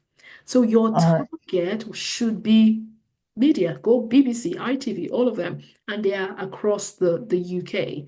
So you apply for BA jobs within these companies. Right. Okay. That's one That's thing to do. So do that, and then on LinkedIn again, type BBC and just say maybe just when you type that, maybe you can just say BAs in the BBC or something or in ITV and see what it brings up. You look at people's profiles and make connections. That is yeah. what I'm talking about, is those connections that somebody will jump into your DM and say, oh, I see you have this experience and all of that. Let's have a chat. And there you go. That's an opportunity for you to sell yourself. So those connections are very, very important. And that's what I'll leave you with. Thank you very much. That's been very helpful. Thank Okay. you. Good stuff. Eric, or anybody else who wants to talk about, so today is really just, giving you an opportunity to talk about yourself, where you are, what questions you have, and that's pretty much what this is about. So, Abi, is it Eric, Toyosi, who else wants to talk or ask any questions about getting into business analysis? We're not doing any training because there's no time, but it's really one-on-one for questions. Yes, Eric. Yes, thank you very much so far. I wanted to ask a question about what you think should be. I'm starting in a BA role. I have a business background. I have worked in HR and research in the past 10 years. Okay. And so I wanted to ask just one question. What do you think would be a key area I should look for in entering the business analysis role? So sorry. So you did say you have been in HR It's HR and then research. and research. So what do you, and did you just relocate as well, or have you done this here? Say that again? I've been in the UK for a year now. Okay, so you just relocated. So yeah, HR again, like I said, HR might be tricky, but so now since you decided to get into business analysis, what have you done? Have you done any research? Have you done any course, or even if it's a short course, or what steps have you taken so far? Nothing. Okay. Okay, so I guess the thing is to go ahead and start trying to understand what is required. Did you do the skills gap analysis from yesterday? Yes. Okay, so that means you have an idea of what is required for a business analyst. Now you have done HR, you have done research. Again, the fact that you've done those things, I can't tell you that, oh yes, this is what you must do. But I will say that business analysis is possible. And it's just for you to say, okay, how do you want to go about it? Okay, because you can't just transfer directly from HR or research into business analysis. You still, like we said, you still need an understanding of the core concepts, the lingo, the terminologies, because at the end of the day, when you apply for a job, you have to be able to prove to me that if I give you the job, you can hit the ground running from day one. And therefore, you need training. You need to start thinking about training. There are training, we do business analysis training, and there are several others. Or you might want to say, okay, let me even start by going on YouTube to watch videos. You'll see a lot of videos that talk about a day in the life of a business analyst. Maybe that's something to look at first of all. So I cannot tell you that because you did research on HR, this is where you must go. No, you've got to do that exercise for yourself to say, okay, when you did, when you worked as a HR admin, HR partner, whatever, I'm not sure what exactly you did. So what were the skills? What experience did you pick up? Like we went through that at the beginning. You now need to outline that. And then for business analysis, what does a business analyst require? And which of these would you say you have? They may be the soft skills, which is still fine. You can tick those off. Then maybe the delta would now be the hard skills. You now say, okay, as a business analyst, I need to understand requirements engineering. I need to understand requirements analysis. I need to understand agile methodologies. I need to understand, user stories, like we said, and all of these things that you would have written out. And for you to be able to meet that need, you got to get trained. It's not automatic. Nobody's going to say, because you have this background and all of that, hey, there's a job. Because you, at the end of the day, if I give you the job, you have to be able to do the job. So you've got to get the training on how to become a business analyst.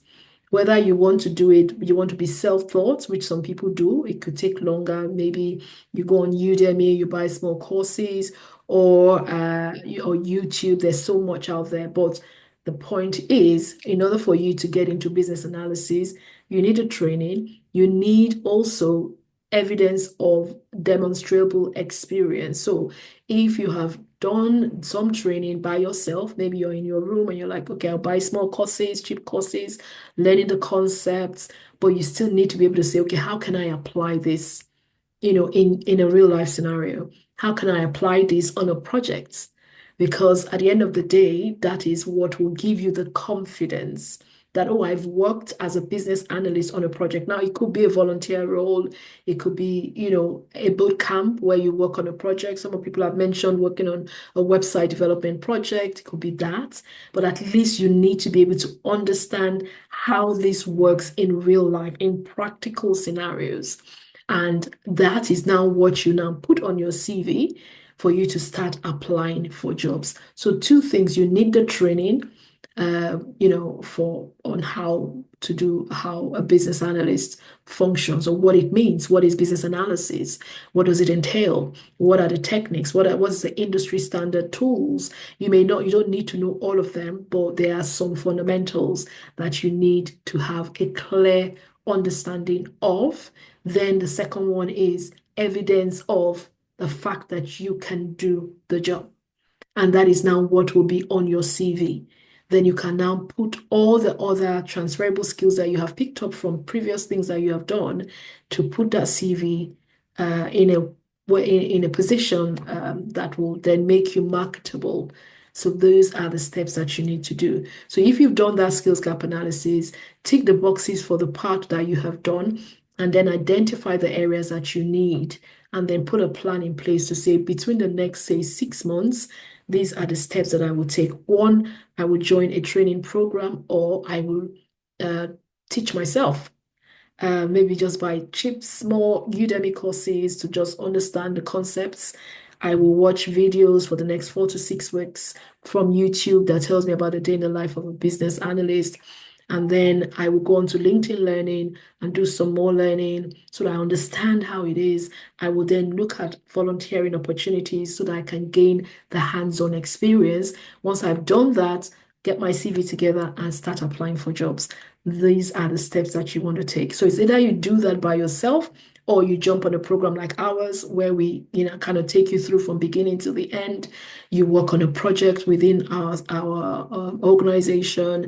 We help you with the CVs and the job prep. It's a full program that lasts for 6 months. So that's another option that you could do, or you could go on it by yourself. But you need to develop the skills that is required to get into business analysis.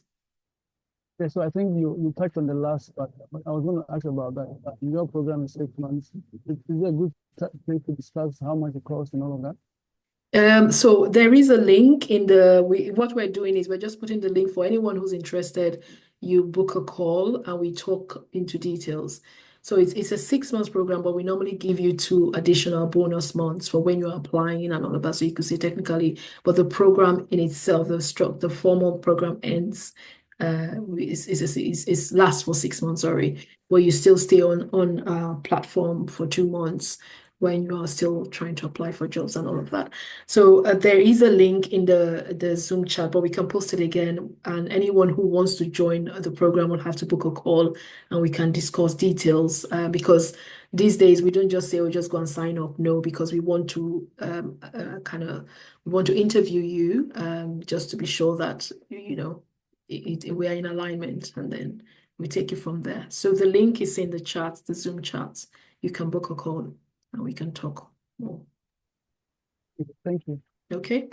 Anybody else who wants to talk? Any questions about business analysis? Yes, before we go back to the training room, and we'll talk about LinkedIn. Anybody? So we have Isaiah Osazuwa. So are you exploring business analysis? What are you doing now? If you want to talk. No. Oluseyi Toyosi. Hello. Okay. Okay, Oluseyi, go on. No, this is Yeah, Isaiah. Oh, sorry. okay. You keep talking at the same time. So this is Oluseyi. I'm still in between. I'm currently working as a business support officer in the NHS.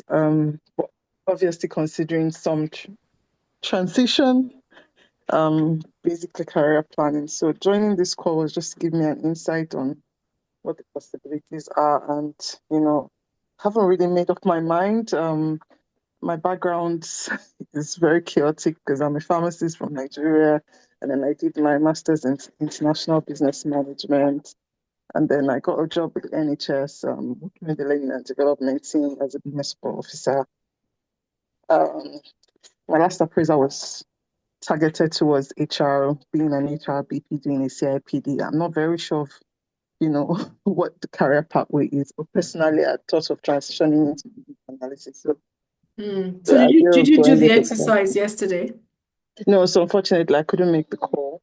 I couldn't join the call yesterday, so I'm just joining today. I started listening today and I saw the exercise and what exactly it was, skills gap analysis, which Analysis, is yeah. kind of what I'm doing currently in my job because I'm kind of doing the admin part of CPD and we kind of do a lot of Okay. skills gap analysis before getting people before doing any form of approvals for CPD. So we do all that. So I kind of understood it. I guess You I'll need to have do to it do for the mapping. yourself now. You need to do Yeah, it for yourself. Yeah. yeah. I want to do the mapping for myself, and and then make that decision.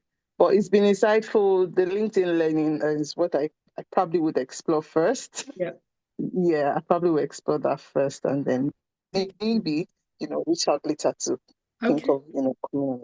Okay. For the Okay. I think I handholding. know now. Yeah. Okay. That's fine. No worries. All right. Thank Okay. you. Thank you. Isaiah, before we go back into the room, I really want to talk about LinkedIn before we go, for those who want to stay on. Isaiah, you're going to say something. Any questions or do we go back? Yeah, good evening. Good evening. So, actually, I am trying to get into business analysis Okay. for some time now. I did BCS course. Is it course, the exam? That's Foundation Certificate in Business Analysis. So I did that like some months back.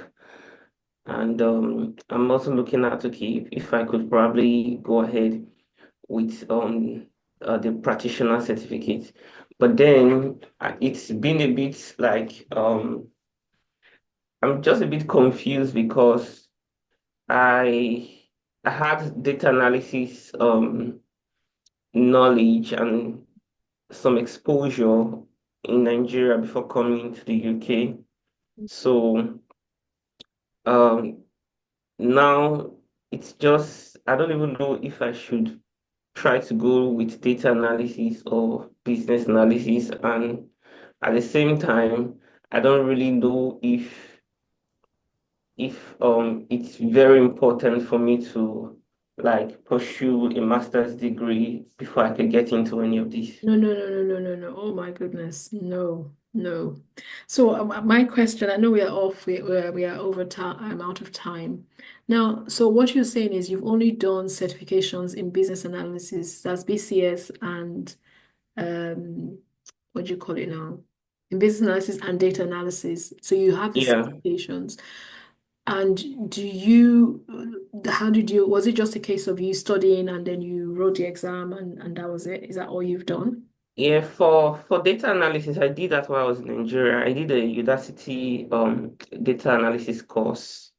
Okay. Yeah, so I had So, exposure to SQL, to Python, okay. and So you don't need a Tableau. master's. You don't need to go and do any masters. You just need, so what do you have on your CV do you have like evidence of some experience, whether it's volunteer or anything at all?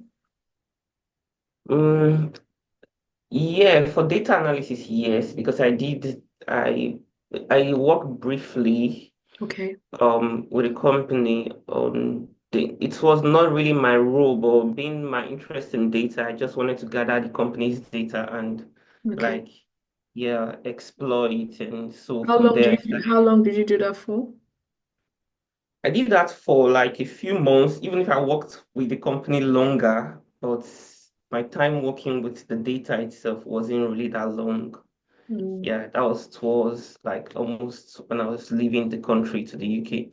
So, but okay. for business analysis, I studied on my own. I just took the exam Mhm. and I passed the exam. So, but I took time to like prepare for the exam. So I studied, got materials online just to able to like do the reason was because I actually came with a COS on business analysis, Oh. but yeah, but the company is not like I'm working there or anything. Like the company is not even giving Mm, me any. But that was what drew me to business analysis. I So see. that's why I went to take like the course, the BCS Foundation Certificate.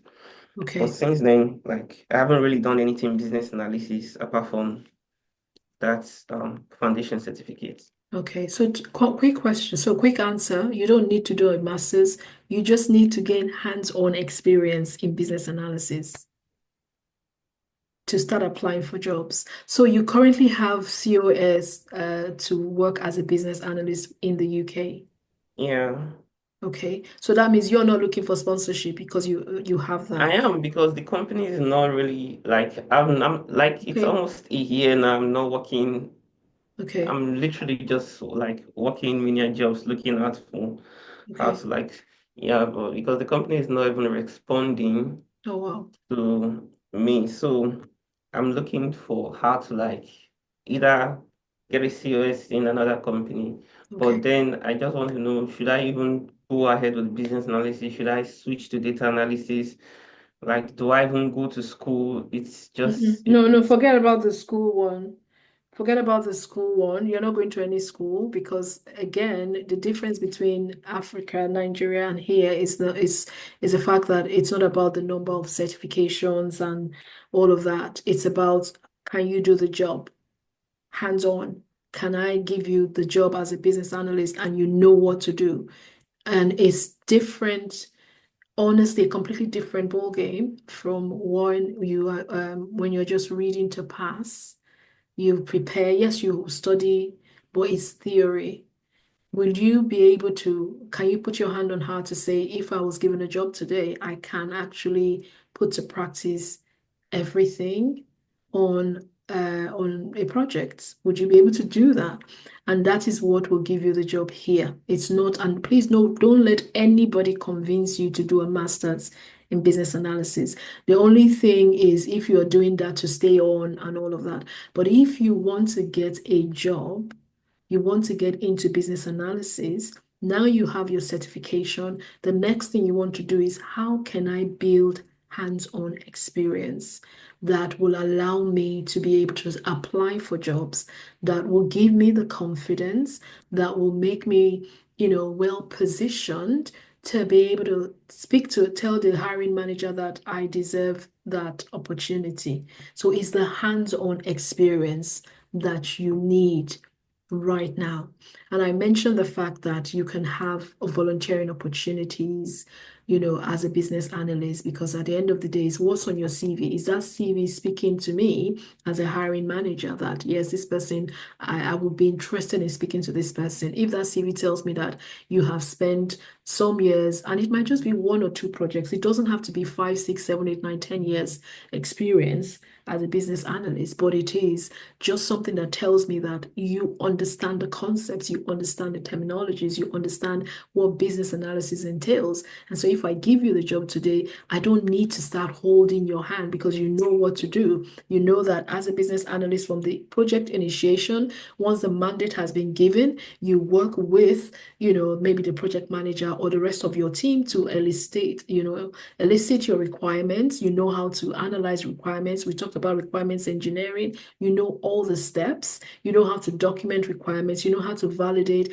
if you need to write user stories, if you need to do wireframes, if it's a website development project. As a business analyst, do you know how to do these things? And that is what will give you the job. So your task now is, how can I build the hands-on experience? Not go and do another master's, because another master's is another practical, thing that you're going to be doing. It's another going through all this theory and all of that, but it is not, giving you an opportunity to put to practice. Not unless they say they will give you some placement opportunity where you go and work as a business analyst. So that gives you an opportunity to actually put to practice what you have been taught. It's not another master's. In the UK, it's in the West, it's not like Nigeria where you have 4 or 5 certificates and therefore, it's, can you do it? Can you do the job? And that's it. So that's what you want to focus on. How can I build the experience, the confidence to put myself out there to apply for business analyst jobs? That's what you need. So maybe for the data analyst, so if you're trying to choose, do that exercise. If you haven't done it, do the exercise and say, okay, which one do I have more ticks? Maybe if it's data, like you said, you've done some data analysis, on a previous job or something back home, so you understand whether it's your programming, your, I don't know, Power BI, SQL, or any of these tools and technologies that you would require to do the role as a data analyst. If you already have that and you have something that you can showcase on your CV, maybe that's what you should do. But if there isn't any evidence of business analysis that you have done, then maybe that is something that you want to pick up. But if it's a case of, I need to choose between the easy route or easier route between these two, from what you have said, maybe data analysis, because you have done some project, you have done something, and that again, maybe not so long, but at least it is something. Yesterday, I was talking about starting with something you have in your hands rather than nothing. So if you were to choose between the two, maybe because you have done something on data analysis, that might be the winner, might be option 1, and then option 2 might be business analysis. That's what I would say. So, but I would say in summary, it's not to go back to uni, but it is to find how to pick up relevant experience. Thank Okay. you so much. Yeah, that's Yeah. helpful. Okay, so that's what you want to do. I want to see how I can bring everybody back. We'll talk on LinkedIn for 15 minutes and we're supposed to finish at 8, but because of all the questions, everyone else, I hope you've been able to pick up from, all the comments. So let's go back. How do you take it back now? Sorry, I want to ask everyone to, if I close the rooms, I think we should be able to, yeah, go back.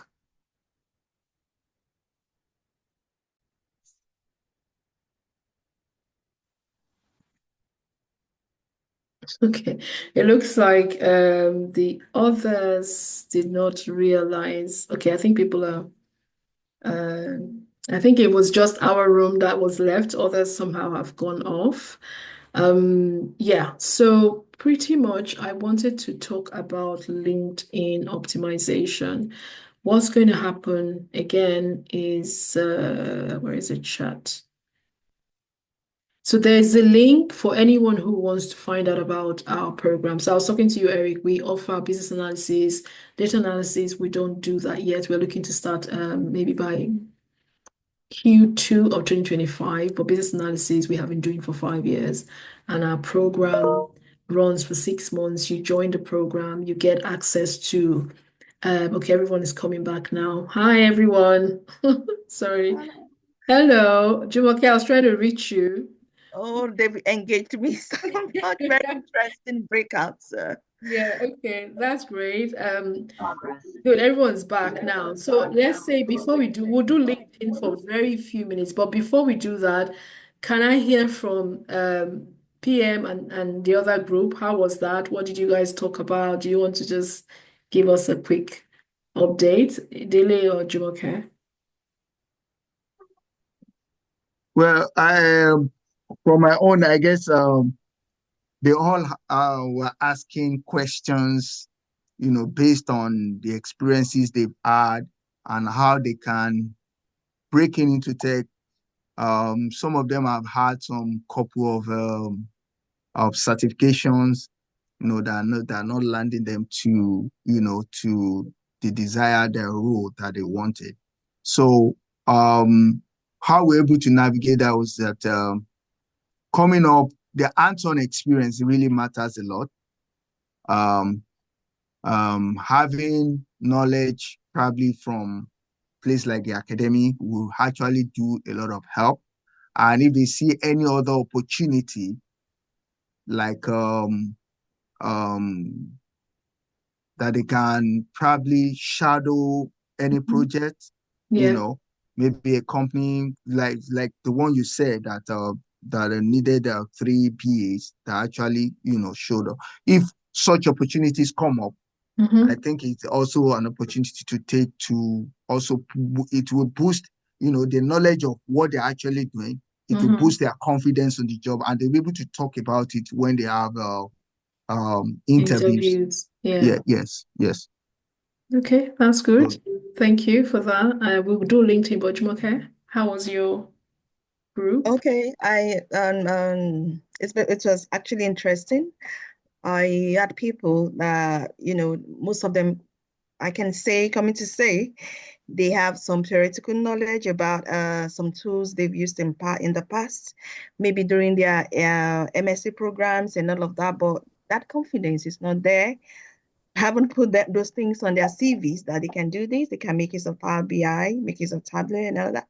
But now they want to work in a more relaxed environment where they're not really writing exams, like, of course, but they want to be able to prove what they have on their CVs, coming to now to do more of hands-on to boost their confidence, and that's one section. Then another part talking about them having spicing up, upgrading their skills, upscaling their skills, with data.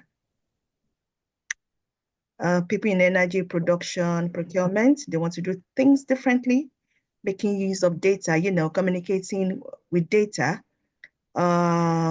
giving data-driven insights, and not just information from just intuition, so that it can be be a form of CPD for them. They just want to add the spice, want something different, upskill their skills, do something differently, and not just being stagnant by adding data analysis to what they're doing. They want to make use of historical data to make predictive analysis, the data visualization. They want to do storytelling with data-driven insights. So are these people already, so from what you're saying is, have they, I don't know how many of them, Are we saying that they already have maybe some certifications and they just are looking for an opportunity to apply? To apply, yes, to apply them, because some said they did not have enough hands-on, and under the a more tense environment, you just want to complete your MSc program, when they learn those things, but they actually want to come to an academy now where they are more relaxed and doing lots of more of hands-on, where they can actually do more projects, Yep. real life applications of this thing. Okay. Okay, cool. Thank you. Like Mumbi, Love, Mumbi, and a host of them. Okay, that's fine. Thanks for that. So we have covered business analysis, project management, and data analysis. Now, within the academy, we offer this. Now, data analysis is going to be a new thing we're looking at in the new year. So for anyone who is interested in doing that, there is a link here to book a call, and we can take that one offline and talk about it. For anyone who wants to join the project management course or the business analysis program, our programs run for 6 months and you gain hands-on experience. We help you with CVs, the whole job search strategy and everything it's a complete package, and it lasts for 6 months. You have theory, you have a real life application on projects, but our courses right now are business analysis, project management, PMO, data privacy, and GRC, so governance, risk, and compliance. These are things that we're introducing in the new year. We're also looking at data analysis, hopefully in the new year. So if any of these are areas that you're interested in, the link is in the chat. You can click on it and book a free 15 minutes complimentary call, and we can talk about details on how you can join the academy. Now we resume in January. The next cohort will start, I think we're back on the 6th of January, so we start onboarding and all of that, but book a call and we can take that one offline. So because of time, so thank you, Dele and Jumoke. I just want to spend the next 10-15 minutes to talk about LinkedIn optimization, because it's very important that, the link is on here. So if you scroll up, is Trevor still here? Let me copy that and put it again. That's the link. So you can book the link there. We've just popped it there. If you're interested in joining Sterling in the new year, feel free to click the link and book a 15 minutes call. Please book it if you are interested. We'll discuss cost and all of that when you join the call, because we are really, really out of time and I really want to talk about LinkedIn. So I'm going to share my screen quickly. Our website is under maintenance now. They've said go on the website, you see all the details, but I think they're working on it, so I thought it's on maintenance. But if you want to explore business analysis, project management, data privacy, and GRC, or data analysis, click the link, book a call, and we'll take it from there. So I'm going to share my screen quickly for the next 10 minutes. Let's talk about being strategically positioned, because that is very important amidst everything that we've talked about today. This is important. You hear people talk about what do you call it? The hidden job market. These days, people say, well, I've been applying for 6 months, for 1 year. I've been applying on Indeed. I've been applying, on these job boards, but I'm not getting anything. It's because the market is changing.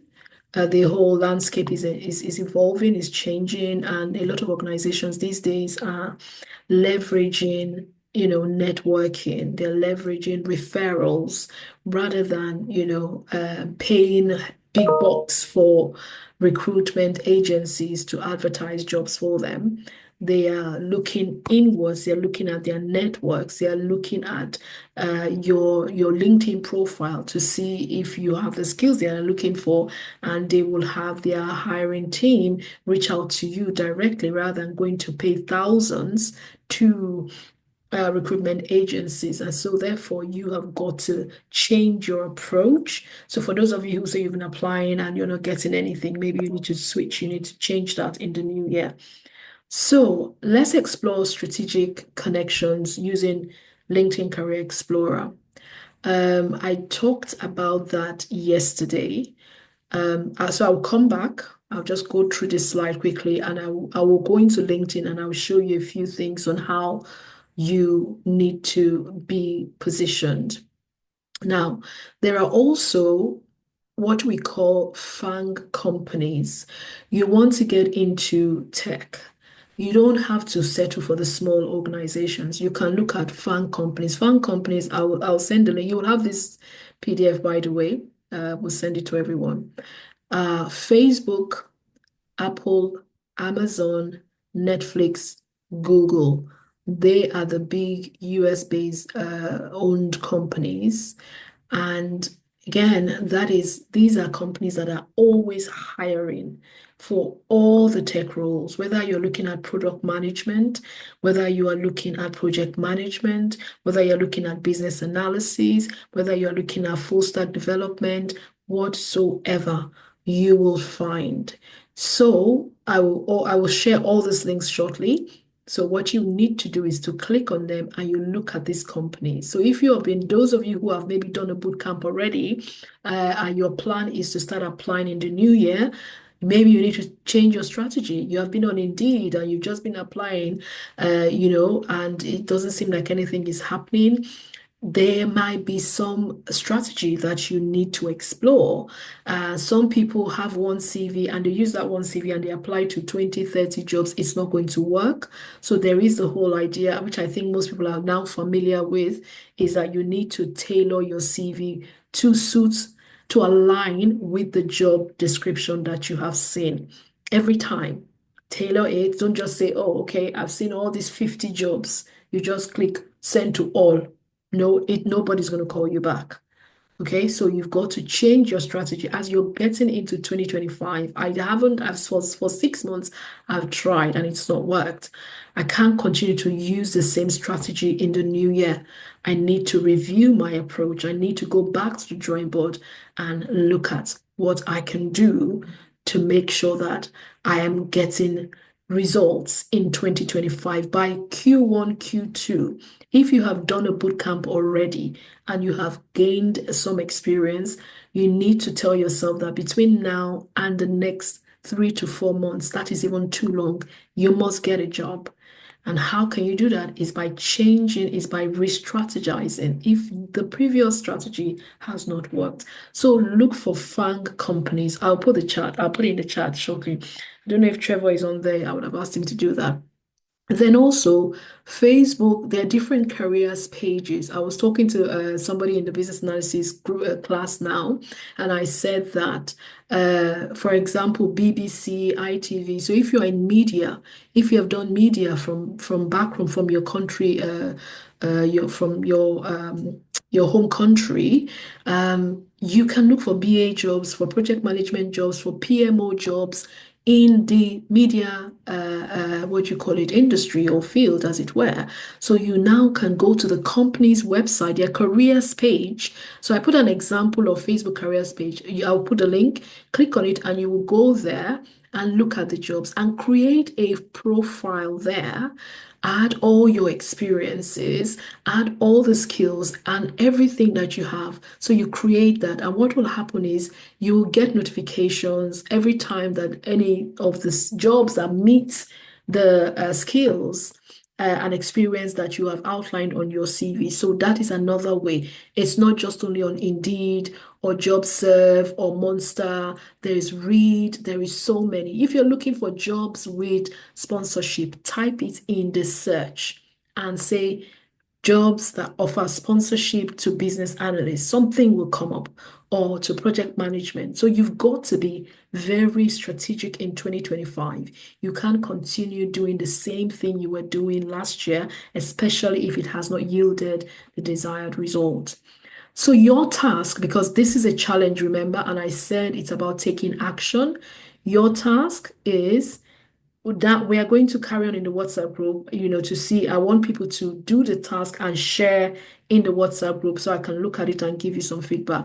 Search for a minimum of 10 Facebook groups. Facebook is not only for party, showing all those pictures and all of that. There are Facebook communities and groups that are really focused on different career paths, as it were. So, for example, we have thousands of business analysis Facebook groups.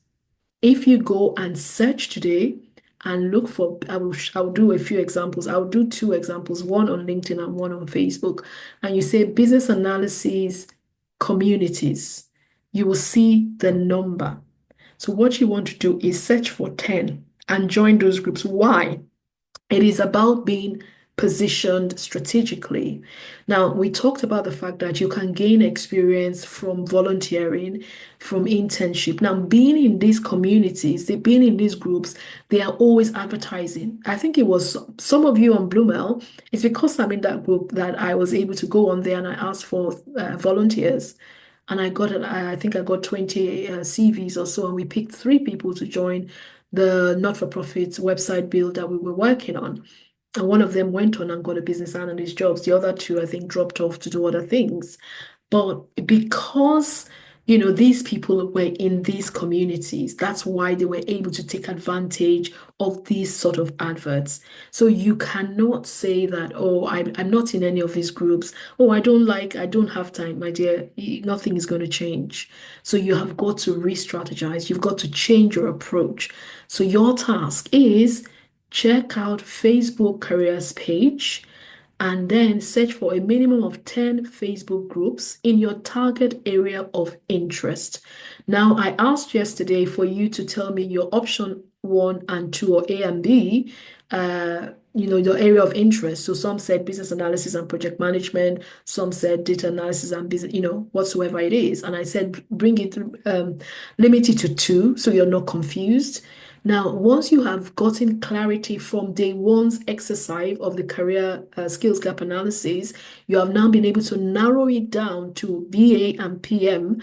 What you now want to do, search for 10 groups on Facebook for business analysis, another 10 for project management, and join those groups. Don't be a silent person.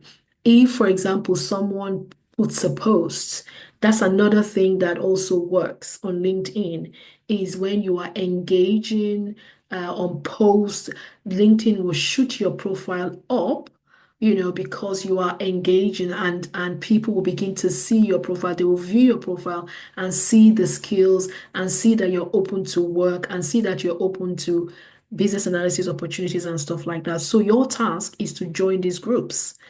Clubhouse, I think that's closed, so disregard that because this was some time back. Okay, so what I'm saying is join those groups, and then you can state your area of interest and target. Okay, yeah, let's leave this one now. Now, for more resources on navigation, career, yeah, but so I'm going to share all these links. So what I also want you to do now, type for me in the chat box, how many of you are on LinkedIn? Yes, no. I trust most people are on, but just put it in the chat for me. Who is on LinkedIn? Okay. I think most people are. That's good. Okay, brilliant. So now, since you started exploring this breaking into tech, have you optimized your LinkedIn? Put Mumbi, are you struggling to? Yeah, so who have you optimized your LinkedIn? I want to see, maybe we can, 1 or 2, maybe not on this call because the day has gone. What I would say is, if you think you have optimized your LinkedIn well, I want you to take a screenshot of your LinkedIn and put it in the WhatsApp group. So we have put a link in the WhatsApp group in the chat. Everybody, please click on that and put it in the WhatsApp group because we'll carry on our review and give you some feedback and stuff like that because we have to go shortly. But join the WhatsApp group. So what I want you to do is make sure that you are on LinkedIn, and I would recommend LinkedIn Premium because it gives you a lot of functionalities. LinkedIn Learning that I was talking about earlier, I think it's only available.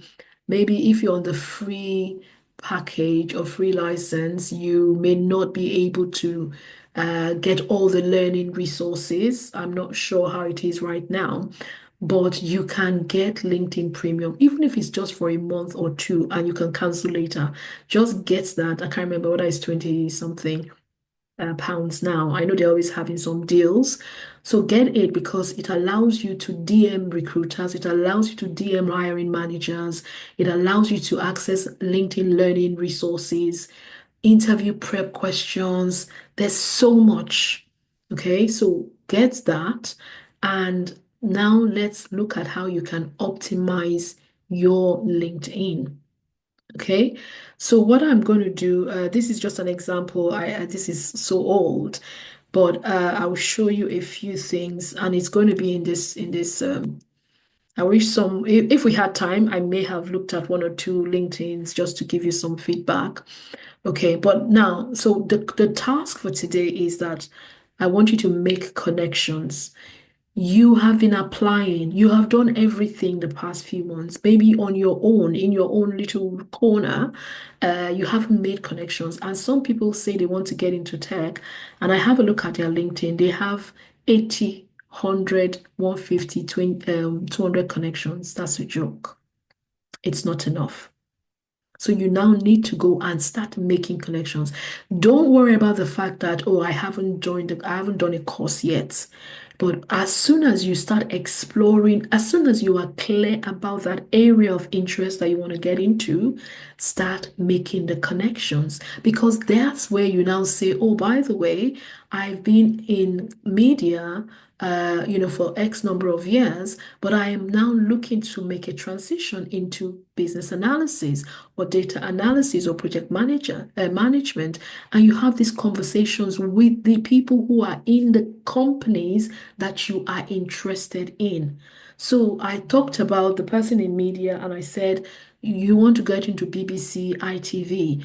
On LinkedIn, I will show you quickly. So I'm going to rush through. I'll show you how to do that, how to find the connections. Please don't connect with everybody and anybody. Your connections should be strategic. Okay, so you want to get into data analysis. You want to connect with people already in that field, already in the industry or in the sector. So please, this thing is about strategic positioning. It's not about everything and anything. Be clear about that area of interest to the sort of companies you want to get into. And so select, maybe pick about 5, 6, 7, maybe even up to 10, but don't just go for everything and anything. Because when you are laser focused, you save time. All your, most of your resources will be channeled properly rather than just spreading everywhere. So I say that you can save time by networking and connecting with the right communities. If you're in the right place at the right time, somebody would find you. You will be able to see opportunities when they come. But if you're just, not hanging around these places, you will not be exposed to them. So I've said join 10 Facebook groups for if business analysis is what you're interested in. I'm going to click this link now and I'll see where it takes us to. If business analysis is what you're interested in, go onto Facebook and join business analysis communities. There is a plethora of resources in these communities, in these groups. And people sometimes will offer you free internship or volunteering for 3 months and all of these things. And you start building all this. Or some people might say, oh, we have openings here. That might be all that you need to get that job. It's not only when you're applying on the job board. So being in all these places, trust me, they do make a difference. So if business analysis is the one, click on that. If project management is the one, click on that. Okay. So make these connections. And I said post in the group stating how many groups and communities within your target area of interest that you have joined. So you have between today and let's say Tuesday. Let's say what's today, Monday, say Wednesday, end of day, to do this and put it in the WhatsApp group. Let me know how many of these groups, and I'm asking you to take action. All the people that have come on to talk, they were action takers. Faith, like she said yesterday, she did all of these exercises. She's been on this is where she started. And Faith, she told you guys yesterday she had offers, still having offers again. So I would recommend you take action. Don't make light of it. Don't say, oh, are you sure this thing will work? No, again, we talked about the mindset, have a right mindset, and it will work. If what you have been doing before for the past 1 year has not worked, maybe you need to change. So join these groups, join 10 of each, and let me know in the WhatsApp group. And so that's what you want to do. Now, for LinkedIn optimization, this is what I want you to do. I know that questions come around the fact that, oh, you are on a particular job right now, and therefore you don't want, people to know that you're thinking about a transition. Because of time, I won't be able to show you. There are settings on LinkedIn where you can turn off visibility settings. So, for example, if you don't want maybe your colleagues who are connected with you to see when you are saying you're open to work or whatnot, you can turn it off and you can restrict them from actually seeing that. All of those settings are available on LinkedIn. Which you can do. All of these things we teach in the academy, so I can't give all of you away like that. And again, we don't have the time. So edit your profile, showcase who you are. Remember to use strong keywords from your core skills identified and state your area of interest. State it on your LinkedIn, the About section. Make sure that you have a professional profile photo. Some people put their funky party photo on LinkedIn. I'm sure people know better now. You won't do that. So make sure that, and it matters because people will look at, they say dress as you wish to be addressed. Make sure that you have a professional headshot that is on your profile. There are templates, use Canva. Everybody uses Canva these days. Look for a template and create for LinkedIn and use that. A strong cover photo will stand out and highlights what you are, your area of strength. The next thing is your headline. Make sure it is descriptive. We'll look at it shortly. Customize it reflects what you want to be known for. So you could say, or experience in media, looking to transition into business analysis. And you've got this skill and that skill. The person that talked about procurement, all the amazing things that you have done. You want to showcase it there. You want to sell yourself, but just make sure that it is, you're careful. It's not you're not putting everything. You are only highlighting the relevant skills relevant to the area of interest that you are looking to transition to.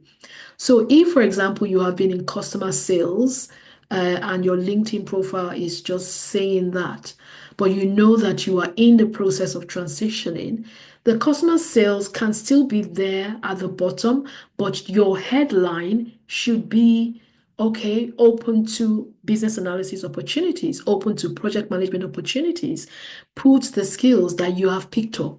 Now, those of you who haven't learned, we talked about user stories, requirements engineering, go and learn all of those. And once you have understood the concept and you know that, yes, okay, if somebody asks you about it, you can talk about it, put it there.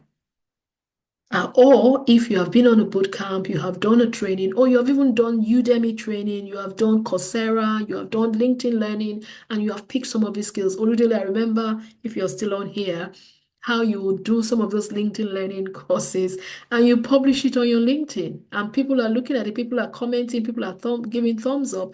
LinkedIn, the algorithm is pushing your profile up. And the hiring managers, the recruiters will be seeing your profile because you have highlighted those skills that they are looking for. Mind you, it has to be the relevant skills, not everything, the relevant skills, especially with regards to your area of interest. So make sure that it is descriptive, customize it to reflect what you want to be known for, okay? Now share, okay, yeah. So your goals, vision, you can put that there again. And if you have featured media, that of course is relevant. Again, what I think something that is happening with LinkedIn is people are getting more intentional. People are beginning to engage more on LinkedIn. So when you have connected on, you made these connections and you see maybe one of the thought leaders in business analysis or project management or whatsoever it is you're interested in, they put a post, go and like it. and make a comment there, because that again, if that person is a thought leader, that person is of course known, and you comment on that post, your comment will shoot up, and therefore someone can see your comment and click on your profile and they check you out. There's something called your social selling index, your SSI score on LinkedIn. Again, it's about how you engage. So this is a field that's a minefield that if you explore properly, you'll be shocked. Some people will just put it out there and say, "Oh, I've just completed a course in business analysis, and oh, it was amazing. I learned this. I now know about requirements analysis. I know about requirements engineering. I know how to write good user stories. I worked on a website development project." Put it out there. Somebody will say, "Oh, okay," they will check it out, because those keywords, these are the words that the algorithm is working with. And if I, as a hiring manager, I go and search, your profile will come up, because those keywords that you have put in that on maybe on the description part, or even in the post that you shared, it will shoot it up, and someone will click on that profile and have a look. So these things are things that have worked, and I'm telling you from real life experiences. If you have featured media, put it there. Engage with posts and comments made by connections that you're a target. Yeah, so because of this, I'm not going to talk about informational interviews, but again, after you've made the connection, you don't just make the connections and you sit down. You make the connections because you want to start engaging with these people. You make connections because you want to get into business analysis, product management, or whatnot. Then you now want to say, how do I carry out what we call informational interviews? How do I go into someone's DM to say, "Oh, thank you for accepting my connection," when you have, again, I must tell you, the fact that you request connections from 100 people doesn't mean you will get all of them say yes. Some will ignore, some will reject, but you have a few that will accept. So once you have seen some that have accepted, quickly jump into their DM and say, "Oh, hey, thanks for accepting my connection," especially if they are in an area that you're interested in. That's you build rapport. Please don't go and stalk people, but build relationship, just like that. Say, "Oh, that's great. Thanks for connecting," blah, blah. And somehow you kind of say, "Well, this is where you are now, and this is what you've done, and this is what you're looking to do." And sometimes maybe after a couple of exchanges, you could say that, "Oh, I see that you are in the BBC as a business analyst, and it would be nice to know a little bit about how you were able to make that transition." I think, was it Abimbola? Can't remember who we're talking about that. So I said, so you might, see somebody and tell them that, "Oh, I see that you're a business analyst or a project manager in the BBC, and that is somewhere I'm really, really interested in getting into. Do you have 5 or 10 minutes for a call, a quick, chat online?" And the person says, "Oh, yeah, yeah, I just want to find out about it." And that's where you build relationships. And tomorrow, if there's an opening, that person might remember you, that, "Oh, I had a conversation with this person," and they reach out. And I'm telling you, these things are real life stories. So because of time, I'm going to leave this. You will have this, but I want to quickly show you a few things on LinkedIn before we call it a day. I'll stop sharing this. Okay. No, location. Does location matter? What do you mean? Location in what sense? Mumbi. Location. Yes, Veronica. So what I meant by that is you had said that we should join groups on LinkedIn. So does it matter where those groups are? Like No, geographically, should it not be the really. US? You're based in somewhere else, or can it be, or is it just more the information that we're targeting? It's the group. So the location doesn't really matter. Because I doubt that these groups are actually location specific though. I don't think they are. So if you go, let's do something. So if you went to let's use Facebook and you just type let me quickly do this. We're gonna go now. We've gone way over time. I thought it was gonna end, but I hope you found it useful. So let's click here. Just 1 second. I'll share my screen now. We'll do that quickly on LinkedIn. I'll show you one little hack and then we can end. So anybody who's interested in joining Sterling, the link is in the chat. You can click the link to book a call. So share screen and I'll show you, because I don't think location matters. I think you just type. So there. Okay, so if we say, if we come to groups, I think this will probably show groups that I have joined. Let me say, let's say business analysis. Oh, no, that's not what I want. Sorry. I'm also LinkedIn here. Yeah. So if I say business analyst, oh, there you go. So look at that. Look at that. Business analysis for beginners, business analyst community, business analyst groups. So let's even click on this one.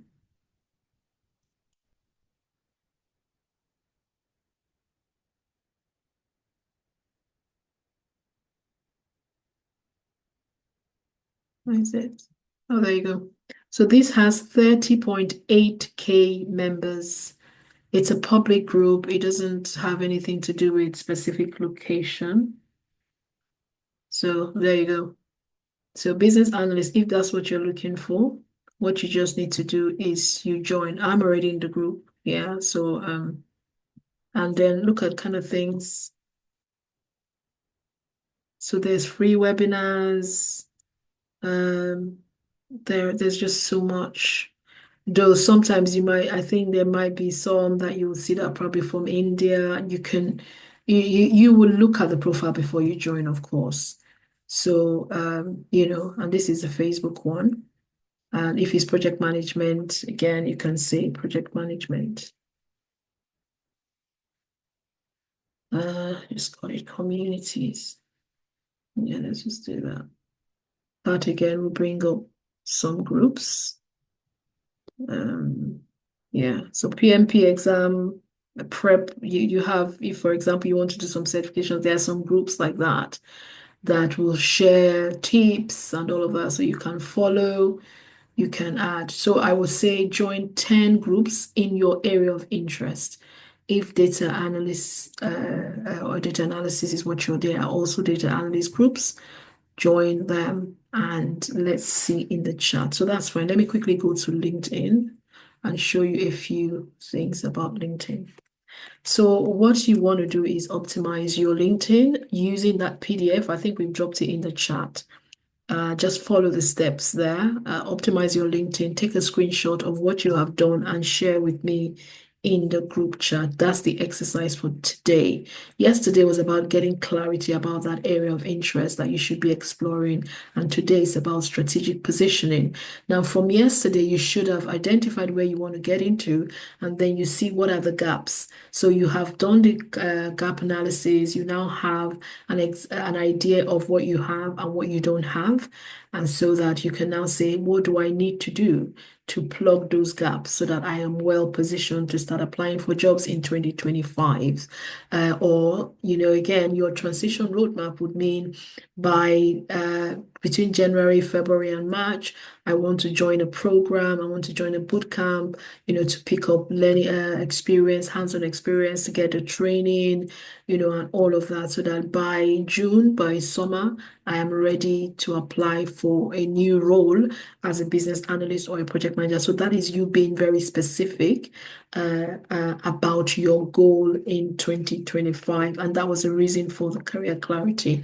So I'm here now on LinkedIn, and if I share my profile, this needs updating. I haven't done it for a long time, but your, professional headshots, you can get different templates. Just make sure you do that. Then you have your open to, so you can click on that and indicate that you're open to opportunities in project management, business analysis, data analysis, GRC, cybersecurity, whatsoever. You need to come here and make sure that you are, you are actually, let me just show you. So you click that pencil, you get your basic information, all that's okay. And then you can again maybe because my one is really just highlighting Sterling Tech, it won't I don't want to tamper with it, but you can come to your profile section and you can make sure that you add all the skills that you require. So if you come all the way down here, well, this is your experience, you put it there. But yeah, so you can just come and play around. Click on that pencil, and it will allow you to add a profile section where you can now add those skills so that you already have, so that when somebody looks at your profile, they'll be able to see the skills that you are showcasing. Remember, we're not talking about, where you're coming from. We're talking about where you're going to, where you're heading to, that desired area of interest. That's what you want to showcase here. So for me, I just put IBA endorsed education provider because that's what we are.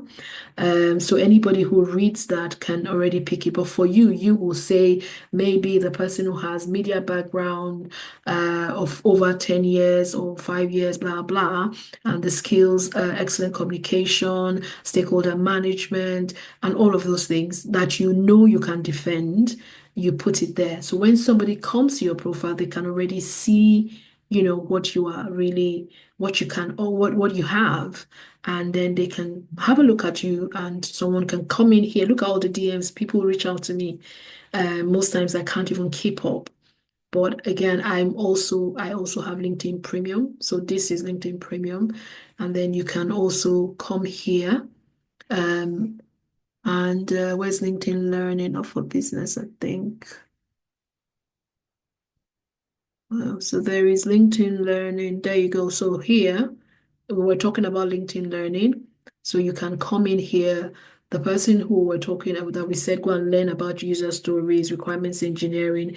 If you come here and you click on LinkedIn Learning, you can just type in learning how to or maybe just write user stories. And you would have lots of videos about user stories, about requirements engineering, all of that.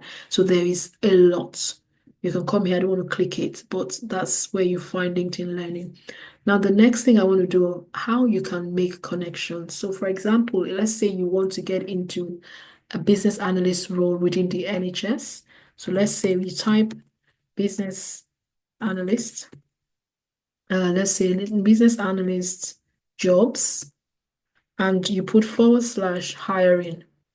The reason I'm putting that is it will bring up people who have posts that maybe a hiring manager or a recruiter has published before, maybe when there was an opening for business analyst jobs. So you see that, look at that. So you can even see remote. If you're looking for remote jobs, you can click on that. And now these are roles that have been advertised. Now, this was a week ago, so you can click on that. Now, the reason why I want to show you this is so that you can then now see, sometimes when you type that in, it will show you details of the person that posted that job. And that way you can see. So sometimes it might just tell you, there you go. So this person is hiring for EU and UK. This person, so look at the people, because we put business analysis jobs /hiring. It will now bring out the people who are hiring. So this Vashini Priya and all of these people, what you want to do is to follow them or make connections with them. So you look at their profile, click on it. I don't want to click on anything, but you look at the profile, click on it and read about it and say, okay, well, maybe this person has advertised jobs in the NHS, business analyst or project manager jobs. Even if they are not advertising now, but they may have advertised before, that is a solid connection that you must have.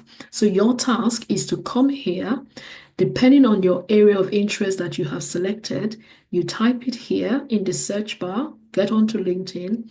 I would say before you do that, please optimize your profile so that when you are making the connections, because once you request connection, people will automatically check out your profile to see whether they want to accept or not. So 2 things, optimize your LinkedIn profile. Do that using the PDF that we're sharing in the group here. Do that, and then take a screenshot, put it in the WhatsApp group. Let me have a look, and I can give you a few pointers to say, yeah, it's okay. So you must optimize your LinkedIn first. Then the next thing is you now come and make connections.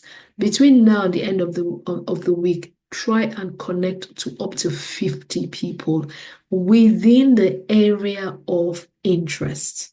So you need to type that area of interest that we picked in stage one, or in, day one, that you did identify from your skills gap analysis. If it's data analysis, you put it here and say hiring, and it will tell you the people. There's more, all of these people. So look at them, and start making connections. But before you make connections, make sure that your LinkedIn profile is on point. Make connections and type in the chat and tell me on WhatsApp to tell me how many connections you have made between now and Wednesday.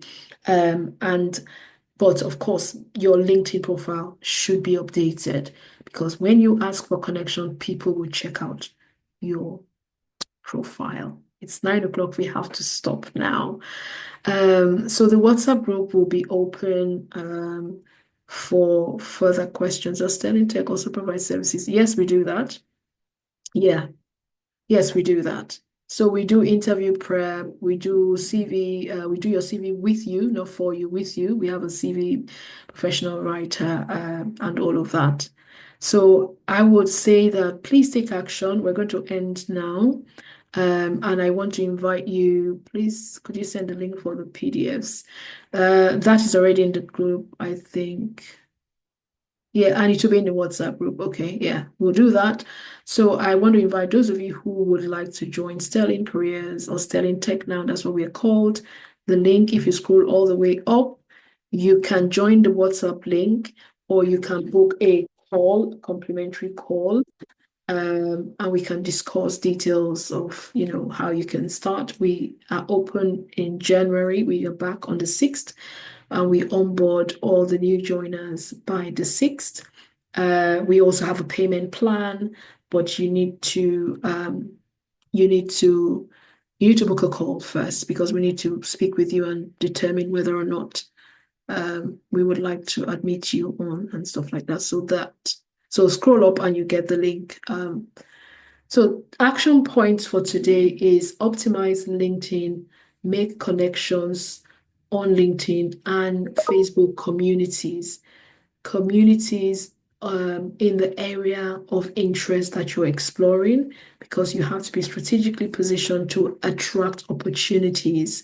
It's now beyond, it's not enough to just be on job boards. You have to do more.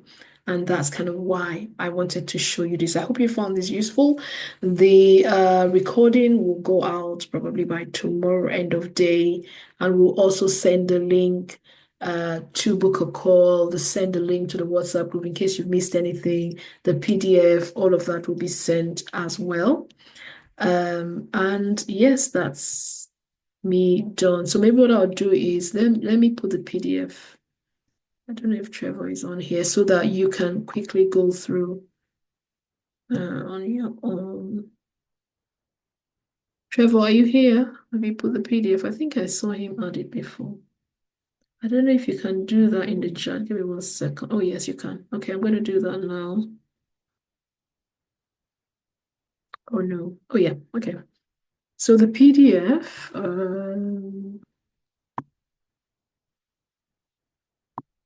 any questions at all? So that's it. It's there to everyone. So I will say click on it now before I end the call. Click on the PDF. So it's getting into tech for day 2. It has all the steps. It has all the links I mentioned. Because of time, we couldn't go into all those links. We have spent, wow, 3 hours, right? Yeah. Yes. Okay. So the links will be sent. The PDF, please, I'm going to give 5 minutes for everyone to click on it. Just give me a thumbs up if you have clicked on the PDF so you have it. And you can go through this, because all the steps about how you can optimize your LinkedIn is in the PDF. So good, Eric, that's good. Be good. So you can do that, Toyosi, good. Click on it, good chucks. Go ahead, click on it, optimize your LinkedIn. Also join the WhatsApp group. Let me post that link again to the WhatsApp group so that once you have taken action, you post in the WhatsApp group for me to have a look. Where is the WhatsApp group link? Yeah, this one. Okay. So I will end the call now. Just put in the WhatsApp group there again. So join and take action. Put it in the WhatsApp group. And the most engaging might just get something. You never know. We always do that during the challenge. So click the link and I shall see you in the WhatsApp group. We will send everything tomorrow by end of day. The recording for day 1 and 2, the PDFs for days 1 and 2, and all the links. And yeah, so I wish you all the best. And I hope some of you will join Sterling and have a good evening. Bye-bye.